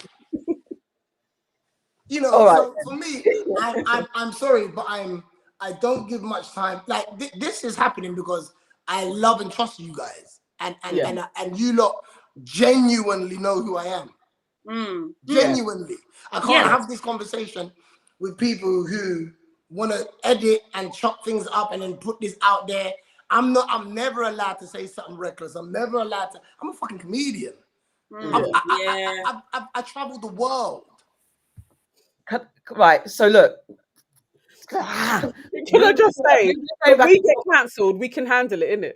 Yeah. Kojo has set the present, like we can handle it. When we get cancelled and all the young uns come from us, we're going to be okay. Listen, the thing is, it's you come for us though. Aunty Nana and Aunty AK that will be arguing in comments. I don't give a shit. Yeah, me and Aunty. I love an argument. We don't argue in the comments. I don't argue. All right. Because you know what we were trying to. I'm trying to edit questions down, save time. We've been talking for ages, but we've so much to get through. Like we've got a quick fire round through this. Because you said about being a comedian, I deleted the question, but I want to ask it. And so I don't even think it was my question to ask. But just quickly, every answer you got to give now has got to be quick. What's your thoughts about comedians being able to say anything? I don't believe they should be able to say anything. But there is joke. There's a joke in everything. Agreed. I like that answer. Agreed. Agreed. I feel like I want to bring all the questions back that I deleted and then just figure it out. But quick answers. Let's go. I think Nana's next. Is it? Yeah, I've just edited the whole bunch. Nana's still I've got the whole question. Okay, all right, I can see me now. Okay, so yes, no, this is true. The rap party. So I love a podcast. I watch you guys every week as well, and I hear that you are ending on your 100th episode. Why are you ending? And can we get on the episode? Can we get on the show before you end? I'm ending it because the reason why I got into it isn't the reason to continue it. All right, the reason why we got into it, You do this. You actually end things on a high. That's like I've noticed. That's a pattern with your ventures. Yes. You're paying attention. I know when to leave. Mm-hmm. Yeah. Okay. And for me, because once I feel like my purpose is done, I'm moving on. So we got into it as healing, as conversation between brothers. As the pandemic started, we couldn't be creative. A lot was going on. If you watch the first episode to the latest episode, there's growth. There's things that we was going through. I had just broken up with my son's mum. I was in I couldn't see my son for 14 weeks because of lockdown. Like we judge what people put out, but we don't ever ask what have they taken in. We don't care about what people have taken in. And I hope that the rhetoric that we've used, the growth that we've shown, and also the idea of the show has hit home. It's not the content that's going to be deleted. It's there. We feel like we've served a purpose, and everyone's kind of back outside now. There's things that everybody wants to achieve and do. I've got traveling and other commitments as well, so I can't put all my energy into the podcast, but I know when to jump into something. I'm not a podcaster, you know what I mean? I'm not an influencer. I'm not. These aren't things what I'm doing. But I'm 42 years old. I've got these young guys that I care about. That I'm saying, hey, like I can give you lot some game, and you lot can teach me some new things in terms of how the world's working together. These are real friends of mine. I could have done it with comedians and industry people, but I've spent my whole life around those kind of people. Like these are real friends that we talk shit in a WhatsApp group. So we just brought it to the podcast world. You get me? So 100 episodes for me is a great smooth number. And as I said, the reason why we got into it was for us to just express ourselves, and we feel like we've done that. And our mouth dry now. We've done 105 episodes. This is our 105th episode. So yeah, we know exactly what we're talking about in terms of like our mouths being dry. But what I wanted to ask you was, you just recently returned from LA. What are you working on? What are you excited about? What can you tell us, please? Sorry, Mike, you're going to LA tomorrow.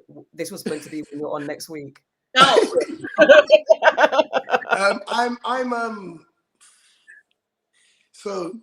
So I've just finished my house in Ghana with my mum. Ooh, nice. So that is, my mum's retiring next year, and she's moving back. She lives in America, so she's moving back to Ghana. So she's got her palace now. That's out the way. So that's kind of what I've been focusing on. It's amazing, and I'm happy to have been able to help her do that as well. My book is going to be, it's going to be the context for everybody. It's going to be all this stuff, all this. That's why I'm quiet. I'm quiet because I'm not responding to everyone because I've responded already. Yeah. So when everybody wants to say what they feel, cool. Yeah. But I've written my talking. Yeah. Everything that I've taken in and how I felt about films and relationships and all this other stuff is in my book. So that's going to be very exciting. I'm working with Chappelle on some exciting stuff. Ooh, nice. So I can't say too much, but I'm really, really excited and really happy that I'm working with him. I'm working with Kevin Hart's company as well on some bits. So I'm writing, I'm creating these images of Black people that I want to see, and that's where my focus is. Because like I said, I'm not chasing clout, I'm not chasing approval, I'm chasing legacy. And part of legacy is going through all of these chapters in your life where people think they know you, people think that you're that close enough that they can say what they want to say. But I don't believe in the first laugh, I always want the last laugh. That's what I live for. Yeah, that's the most important. So whilst people are laughing and making up these stories and whatever, I just hope they're laughing at the end. Aunty Farrah, go. That's all I care about. I'm the only one that knows what's coming. And that's why I smile. Love it. You're mute, Farrah. Blood clot. No wonder Kojo was still talking when I was talking. I was saying what you've just said kind of leads on to what I'm going to ask you next. Like, you know, you've got all these things that you're trying to achieve. You're achieving huge things. You've written a book, it's coming out. You're touring, you're going to America. You're working with these wonderful people. You've, you know, done all these magnificent things for the culture. And I'm just like, so what's the end goal to you? Is there even an end goal? Because, you know, like you said earlier about people have a list of what it is that you should achieve and what they think that you should do, but you got to focus on yourself. So do you even have an end goal, or you just like striving to do more and more and more? What is it for you? I would never ever reveal my end goal, but silent and violent. but it's I'm enjoying the process. You know, I think the process is what I always encourage people to put all their energy into, because you think you have an end goal and then God shows you what he's on. You understand what I'm trying to say? After Britain's Got Talent, that was the last time I ever focused on what Kojo wanted to do. Now I'm working on what God's put me in position to do, because that is where my real fulfillment will be. What I wanted for myself, I have got that times 10, because I walked down a road and a path and had to use faith in the process, and God delivered to me on a big scale. So when I sit there and people have got me on a certain channel, and I'm just like, because I don't run out here and go, hey, look what I'm doing. You don't see me on Snapchat. You don't really see me post much on my stories. Everything that you really see me post is about the next show. Do you know what I mean? But people feel like they know what's going on. And I'm in a very happy place. That allows me to deal with these moments, because they are moments, you know what I mean? Yeah. I don't believe people are out there with some real agenda towards me. That's why I don't believe it's happening. But it's not nice sometimes when you're hearing these things, but they're from a distance. They're not close enough for them to actually, and my people that are in my life protect me from these things. But ultimately, I've got exciting things coming, and that's all I know about. But the end goal is, you know, I've got plans for the end goal, but I'm just enjoying the process. And I think, you know, one thing that I've learned is you can't put your dreams in everybody's hands. And I think by telling people what you're trying to do does that. All right. Thank you. Quick. This is like one answer, one word answer. No, go for it. Okay. This is the part where we get in your business very quickly as aunties. Those are proper auntie getting your business. Your aunties are coming for your business now, quickly. All right. So please tell us your relationship status. If you have an other half, are you married, single, or both? I'm single. Thank you. Sade, go. Oh, sorry. What has being a father taught you about yourself?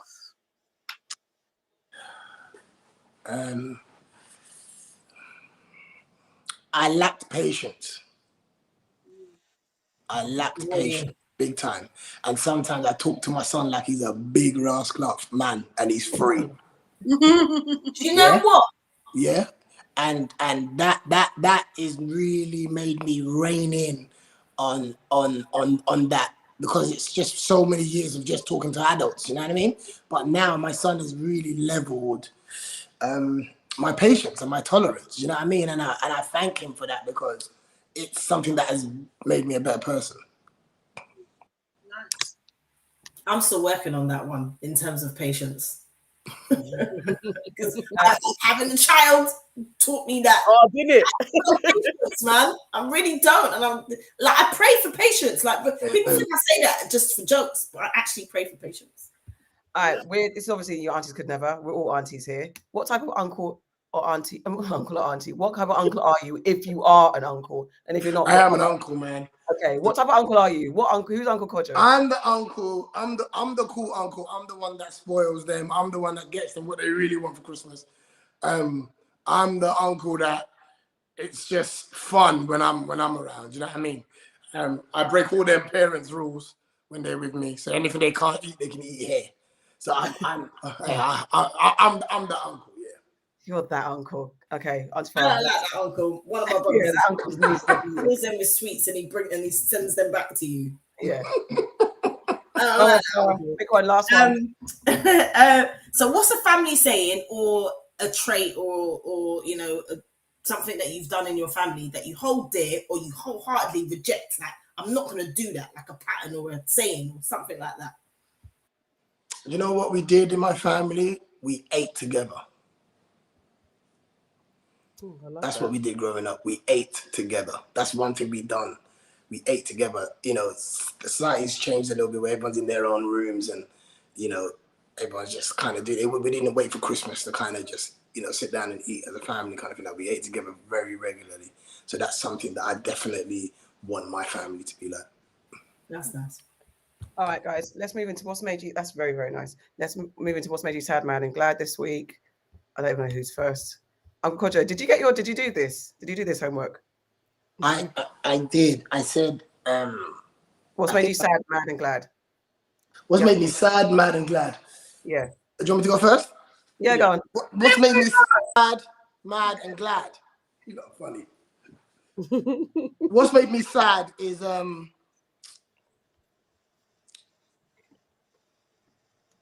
be honest. What's made me sad is getting a lot of love in America. That's made you sad? Yeah. Oh, okay. Yeah. I'm not talking about, I've had great times in the UK. I've had great times in the UK. But I just feel like what's happening for me abroad, which is the biggest playing field ever, still doesn't quite do it as much as me wanting it to be had here. And even when I speak to like another comedian who I won't say, she said with all the success that she's having in America, it just still doesn't fulfill her, because she wished the UK would open its eyes to all the talent that they've had on their doorstep, and we've had to just say bye to get there. You know what I mean? And sometimes you see people doing great in America, but it doesn't feel the same because you've got to deal with the Americans as well in the process. You know what I mean? So, but yeah, it's all crazy. But that's because when you look at all my major accolades, they're abroad. All my major accolades, they're abroad. So that's something that's sad. Mad, something that's made me mad. I think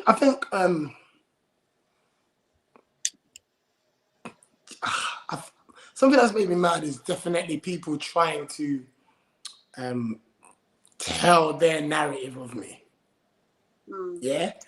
And convincing people that have never experienced me at all, ever, not been to anything. That to me, and when you got like a blog site who there's one thing to just post something that you said, but when you've got someone looking for something on you, that's not cool. Do you see what I'm trying to say? That's not cool. And that's where patience has definitely played a big part in my life, because I don't take kindly to behavior like that, if you know what I mean. So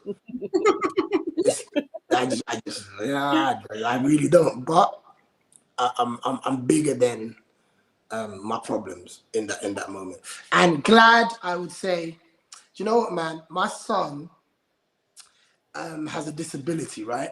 And when he was born, he's got a condition called muscular dystrophy, which is like a muscle disease that attacks the center of your body. And from him being born, we was told that he wouldn't be able to walk, and he wouldn't be able to kind of do certain things.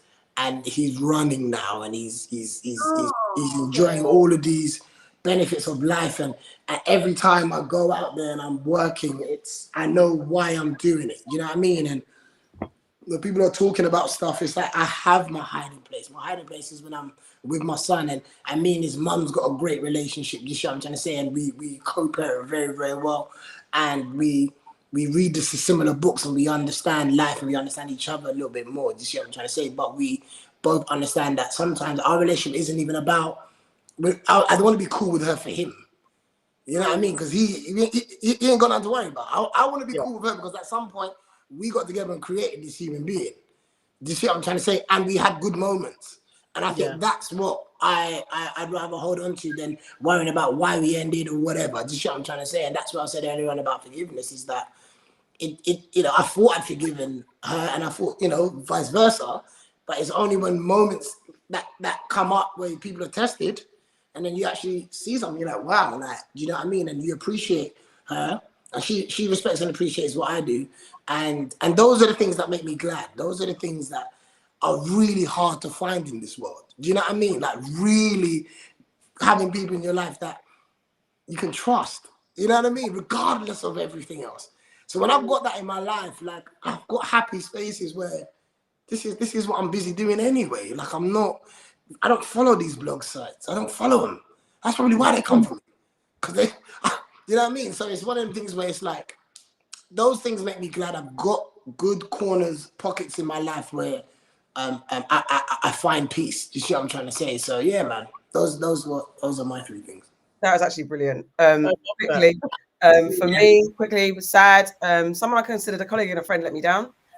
And a friend that I've known for years has an issue that won't discuss it. So I'm adjusting to that. That's made me sad. Mad, the council didn't show up again for the third time to fix my damn radiator.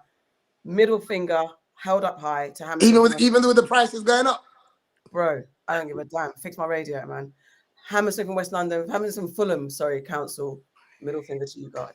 And I'm glad because it was a cute thing that footage of Prince speaking at a teachers' protest 50 years ago or whatever, you know, when he was little, talking about his advocacy for the teachers. He just looked so cute. Prince is one of my favorite artists. If you didn't know, he is.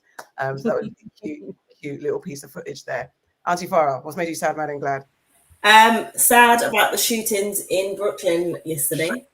That's very sad. Brooklyn, a hold close to my heart. Like, you know, I did an internship in New York and I spent time there. So very sad about that. Mad. My mad's kind of changed because I was mad. I'm still mad at them. I'm still mad at fingers up, middle fingers up to MTVH, Housing Association. Still middle fingers up to you because you came today and you finally came after 4 months to look at my mold. And then at first, the first person that came was trying to fob me off for some bullshit, talking about I should put vinegar on it. What? Oh, fuck's sake. And then you want to say to me, oh, you know, there's no ventilation. There's no ventilation.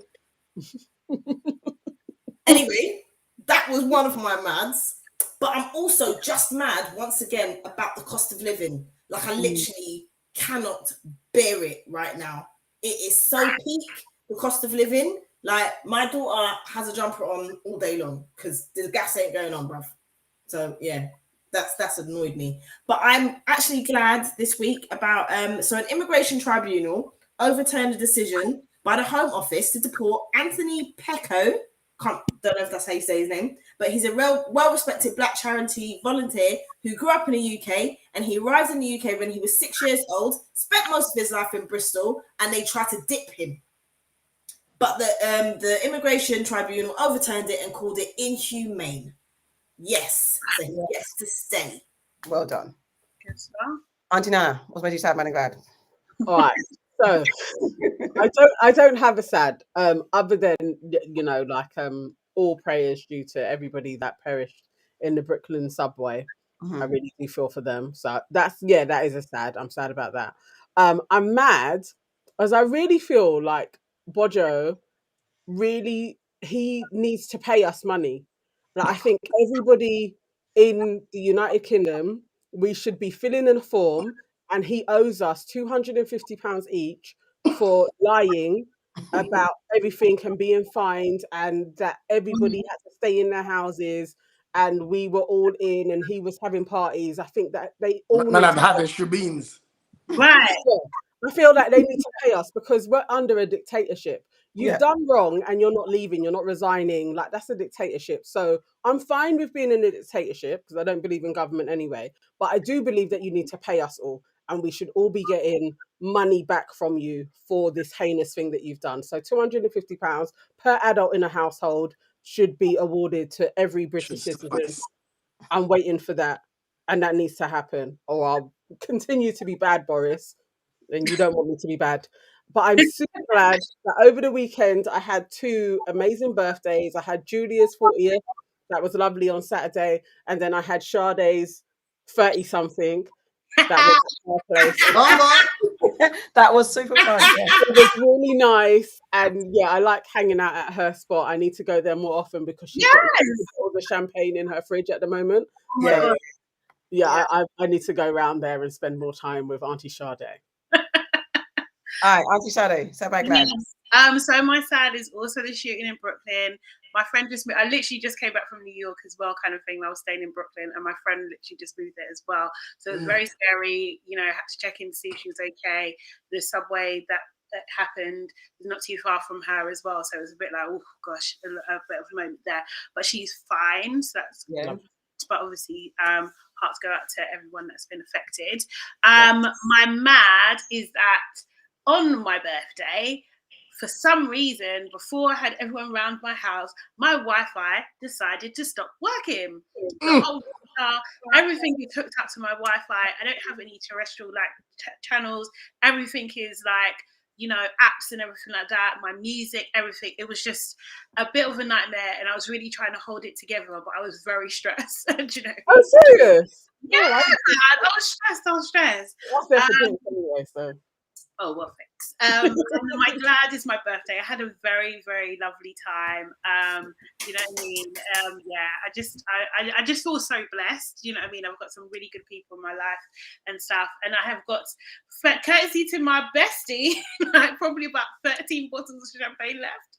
So we'll be turning up every single day. So you just bought up the whole champagne? Is that what it is? There's so much champagne in there.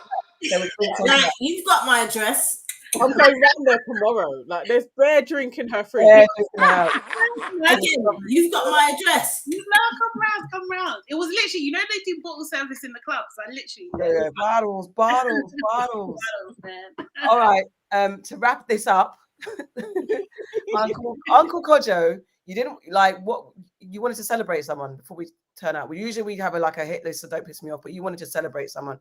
Who are you celebrating? It's your welcome to the family. Okay, so you know what, yeah? Somebody who I'm proud of, I gave a little shout out recently on Twitter, but Ramel London. Oh, yeah. Yeah, we love Ramel. And the reason why I want to celebrate her is because she is one of the people that really remind me of myself in terms of coming up and her resilience and just getting on with things and putting other people on and creating other opportunities. And, you know, she's in my book as well, actually, because there was a moment where there was opportunity for me to put her out on the show as my co-host, but I chose someone else. And the reason why I chose someone else is because I knew that she had the muscle to come back and have this on her own platform. I knew this about her, so I wasn't worried about her. The other person was great too, but I knew that this would probably be the only opportunity that they would get. And lo and behold, she's got her own radio show. She's been out here really, you know, like if there was an image of like BET in America that I thought like, she reminds me of that. Do you know what I mean? As a black woman who's just never really, and you know, me and her speak quite a lot, and there's times when she feels like giving up, and there's times where, but she's so resilient and always offering solutions. And the main thing is she's of service to other people. You know, she's of service to other people. And that's something that Russell Simmons told me. He said there's an expiry date to taking, but there will never be an expiry date to giving. And you last longer in life and in the world when you are a giver. Because there's no expiry date to that. Because after a while, they'll find someone else to give to. Yeah, but she's somebody that always pours into other people, and yeah, and I really want her to kind of continue to excel and win. So I big up Ramel London. I love that. That's lovely. I remember that time actually, and you weren't wrong. You weren't wrong at all. Yeah. You actually weren't wrong at all. Yeah. I'm telling you, man. I know this business, man. I love that. People don't like, but I'm really proud of her as well. Like, I really do love her hustle. And quite a few times she's just bought from me. Like, and there's no, like, I could be anywhere and she'll just come over and she'll buy. And there's not a kind of like, because I know who she is, like that kind of gift service thing that people will do. Like, oh, I'll wear it here. And then before you know it, you're packing stuff in a bag and you're giving it to them. She always pays. And yeah, I totally love her. That's a brilliant one. Yeah, well done. She's got something in Box Park. I can't remember if it's Croydon or Wembley very soon. It's the mainstream thing that she does, the podcast. And I think it's happened. No, Is it's it it's next week. And Yeah, I thought it was next week, but yeah, that's she's good peeps. Yeah. Yes, I love that one. That's a wicked one. we love Brilliant. that. We've got to get Ramel on. Okay, guys, and Uncle Kojo, thank you for blessing us. Didn't he say he was giving us an hour? He was giving us an hour. The way but my you eyes all is propaganda. these contacts need replacing. You hear me? do not blame us for your packing in You defense. should throw things I'm in a alright, suitcase like this. Yeah. No, listen, it's been a pleasure coming on. I have Thank love for you. all of you lot. Farrah, I don't know as well, but thank you very much for having me on. The rest of you three, you lot know what it is. I appreciate you ladies. And, you know, I'm always there if you need any assistance as well. But yeah, I appreciate Yes, on the rap party. You know what? We'll do something for sure. We'll get something done. Wrap you lot up. Honestly, Look at this one here. Just she's ironing her outfit ready, you know, just in case. It's the young one, isn't it? No, It's the we'll young get you lot one. on. It'll be fun for sure. yeah, honestly, we wanted you on for a long time, and just really genuinely, we love your honesty and your candor and just being real with us, and that's what we appreciate from you in life, generally. Thank you for your openness. Thank you, man, for making us laugh as well. Yes. No worries. This has been All fun. of the fun times. This has been It's fun. also providing a place to meet people. That's not well. Sade, birthday girl, that, you know. champagne. Really has done that from Comedy Funhouse to when you was doing your own parties. You remember the parties? Yeah, the party was the first time where I actually went out in like pajama lingerie type stuff. So, I'm not really about that, but it was your party, so I actually did But it. you know what it was? It's because there was a community that was being built. So we were all kind of familiar with each other. It was never yeah. Do you know what I mean? Like the city vibes. We were all in the city of London doing our parties. Do you know what, Nana? Yeah. Do you know what I said to someone? I didn't realize that we was in the West End. You know. Like it didn't really resonate. I just thought it was just a venue, and we were just we was in the West End. You understand? Like, can't happen now. think about comedy shows. Like they don't happen in the West End. Yeah. Yeah. It's all different. But I did not. We was on prime Oxford Street. Selfridges, like Mad. I didn't realize none of that, because you know when you're going Corks, innit? It feel like you're in South London anyway. Do you know what I mean? You just come outside. You're like, oh, that's true. Oh, okay. What, Selfridges, yeah? Gap. You know, you don't think you're in the West End when you're in that little trap house that we was in. It's true. Yeah, man. Good time for sure. But ladies, anyway, thank you for having me. Thank you much, and thank you everybody for watching, listening, and contributing your comments. Don't forget to watch us back on Facebook and YouTube. Don't forget to listen to us on all social media, podcast platforms. Don't forget to like, comment, and subscribe. And we will be back next week, as usual, with your Aunties Could Never. Good night. Can I add additionally that we now have a Patreon account? So find us on Patreon now, and you can subscribe to our Patreon. We are going to be adding content to there as well. Please go all in. We have £5, we have £10, and we have £100 service where we will be of service. We're not going to have that sound. I'm going to sing Rihanna. What? Listen, my is better than your flipping. She's getting your business. Bye, everybody.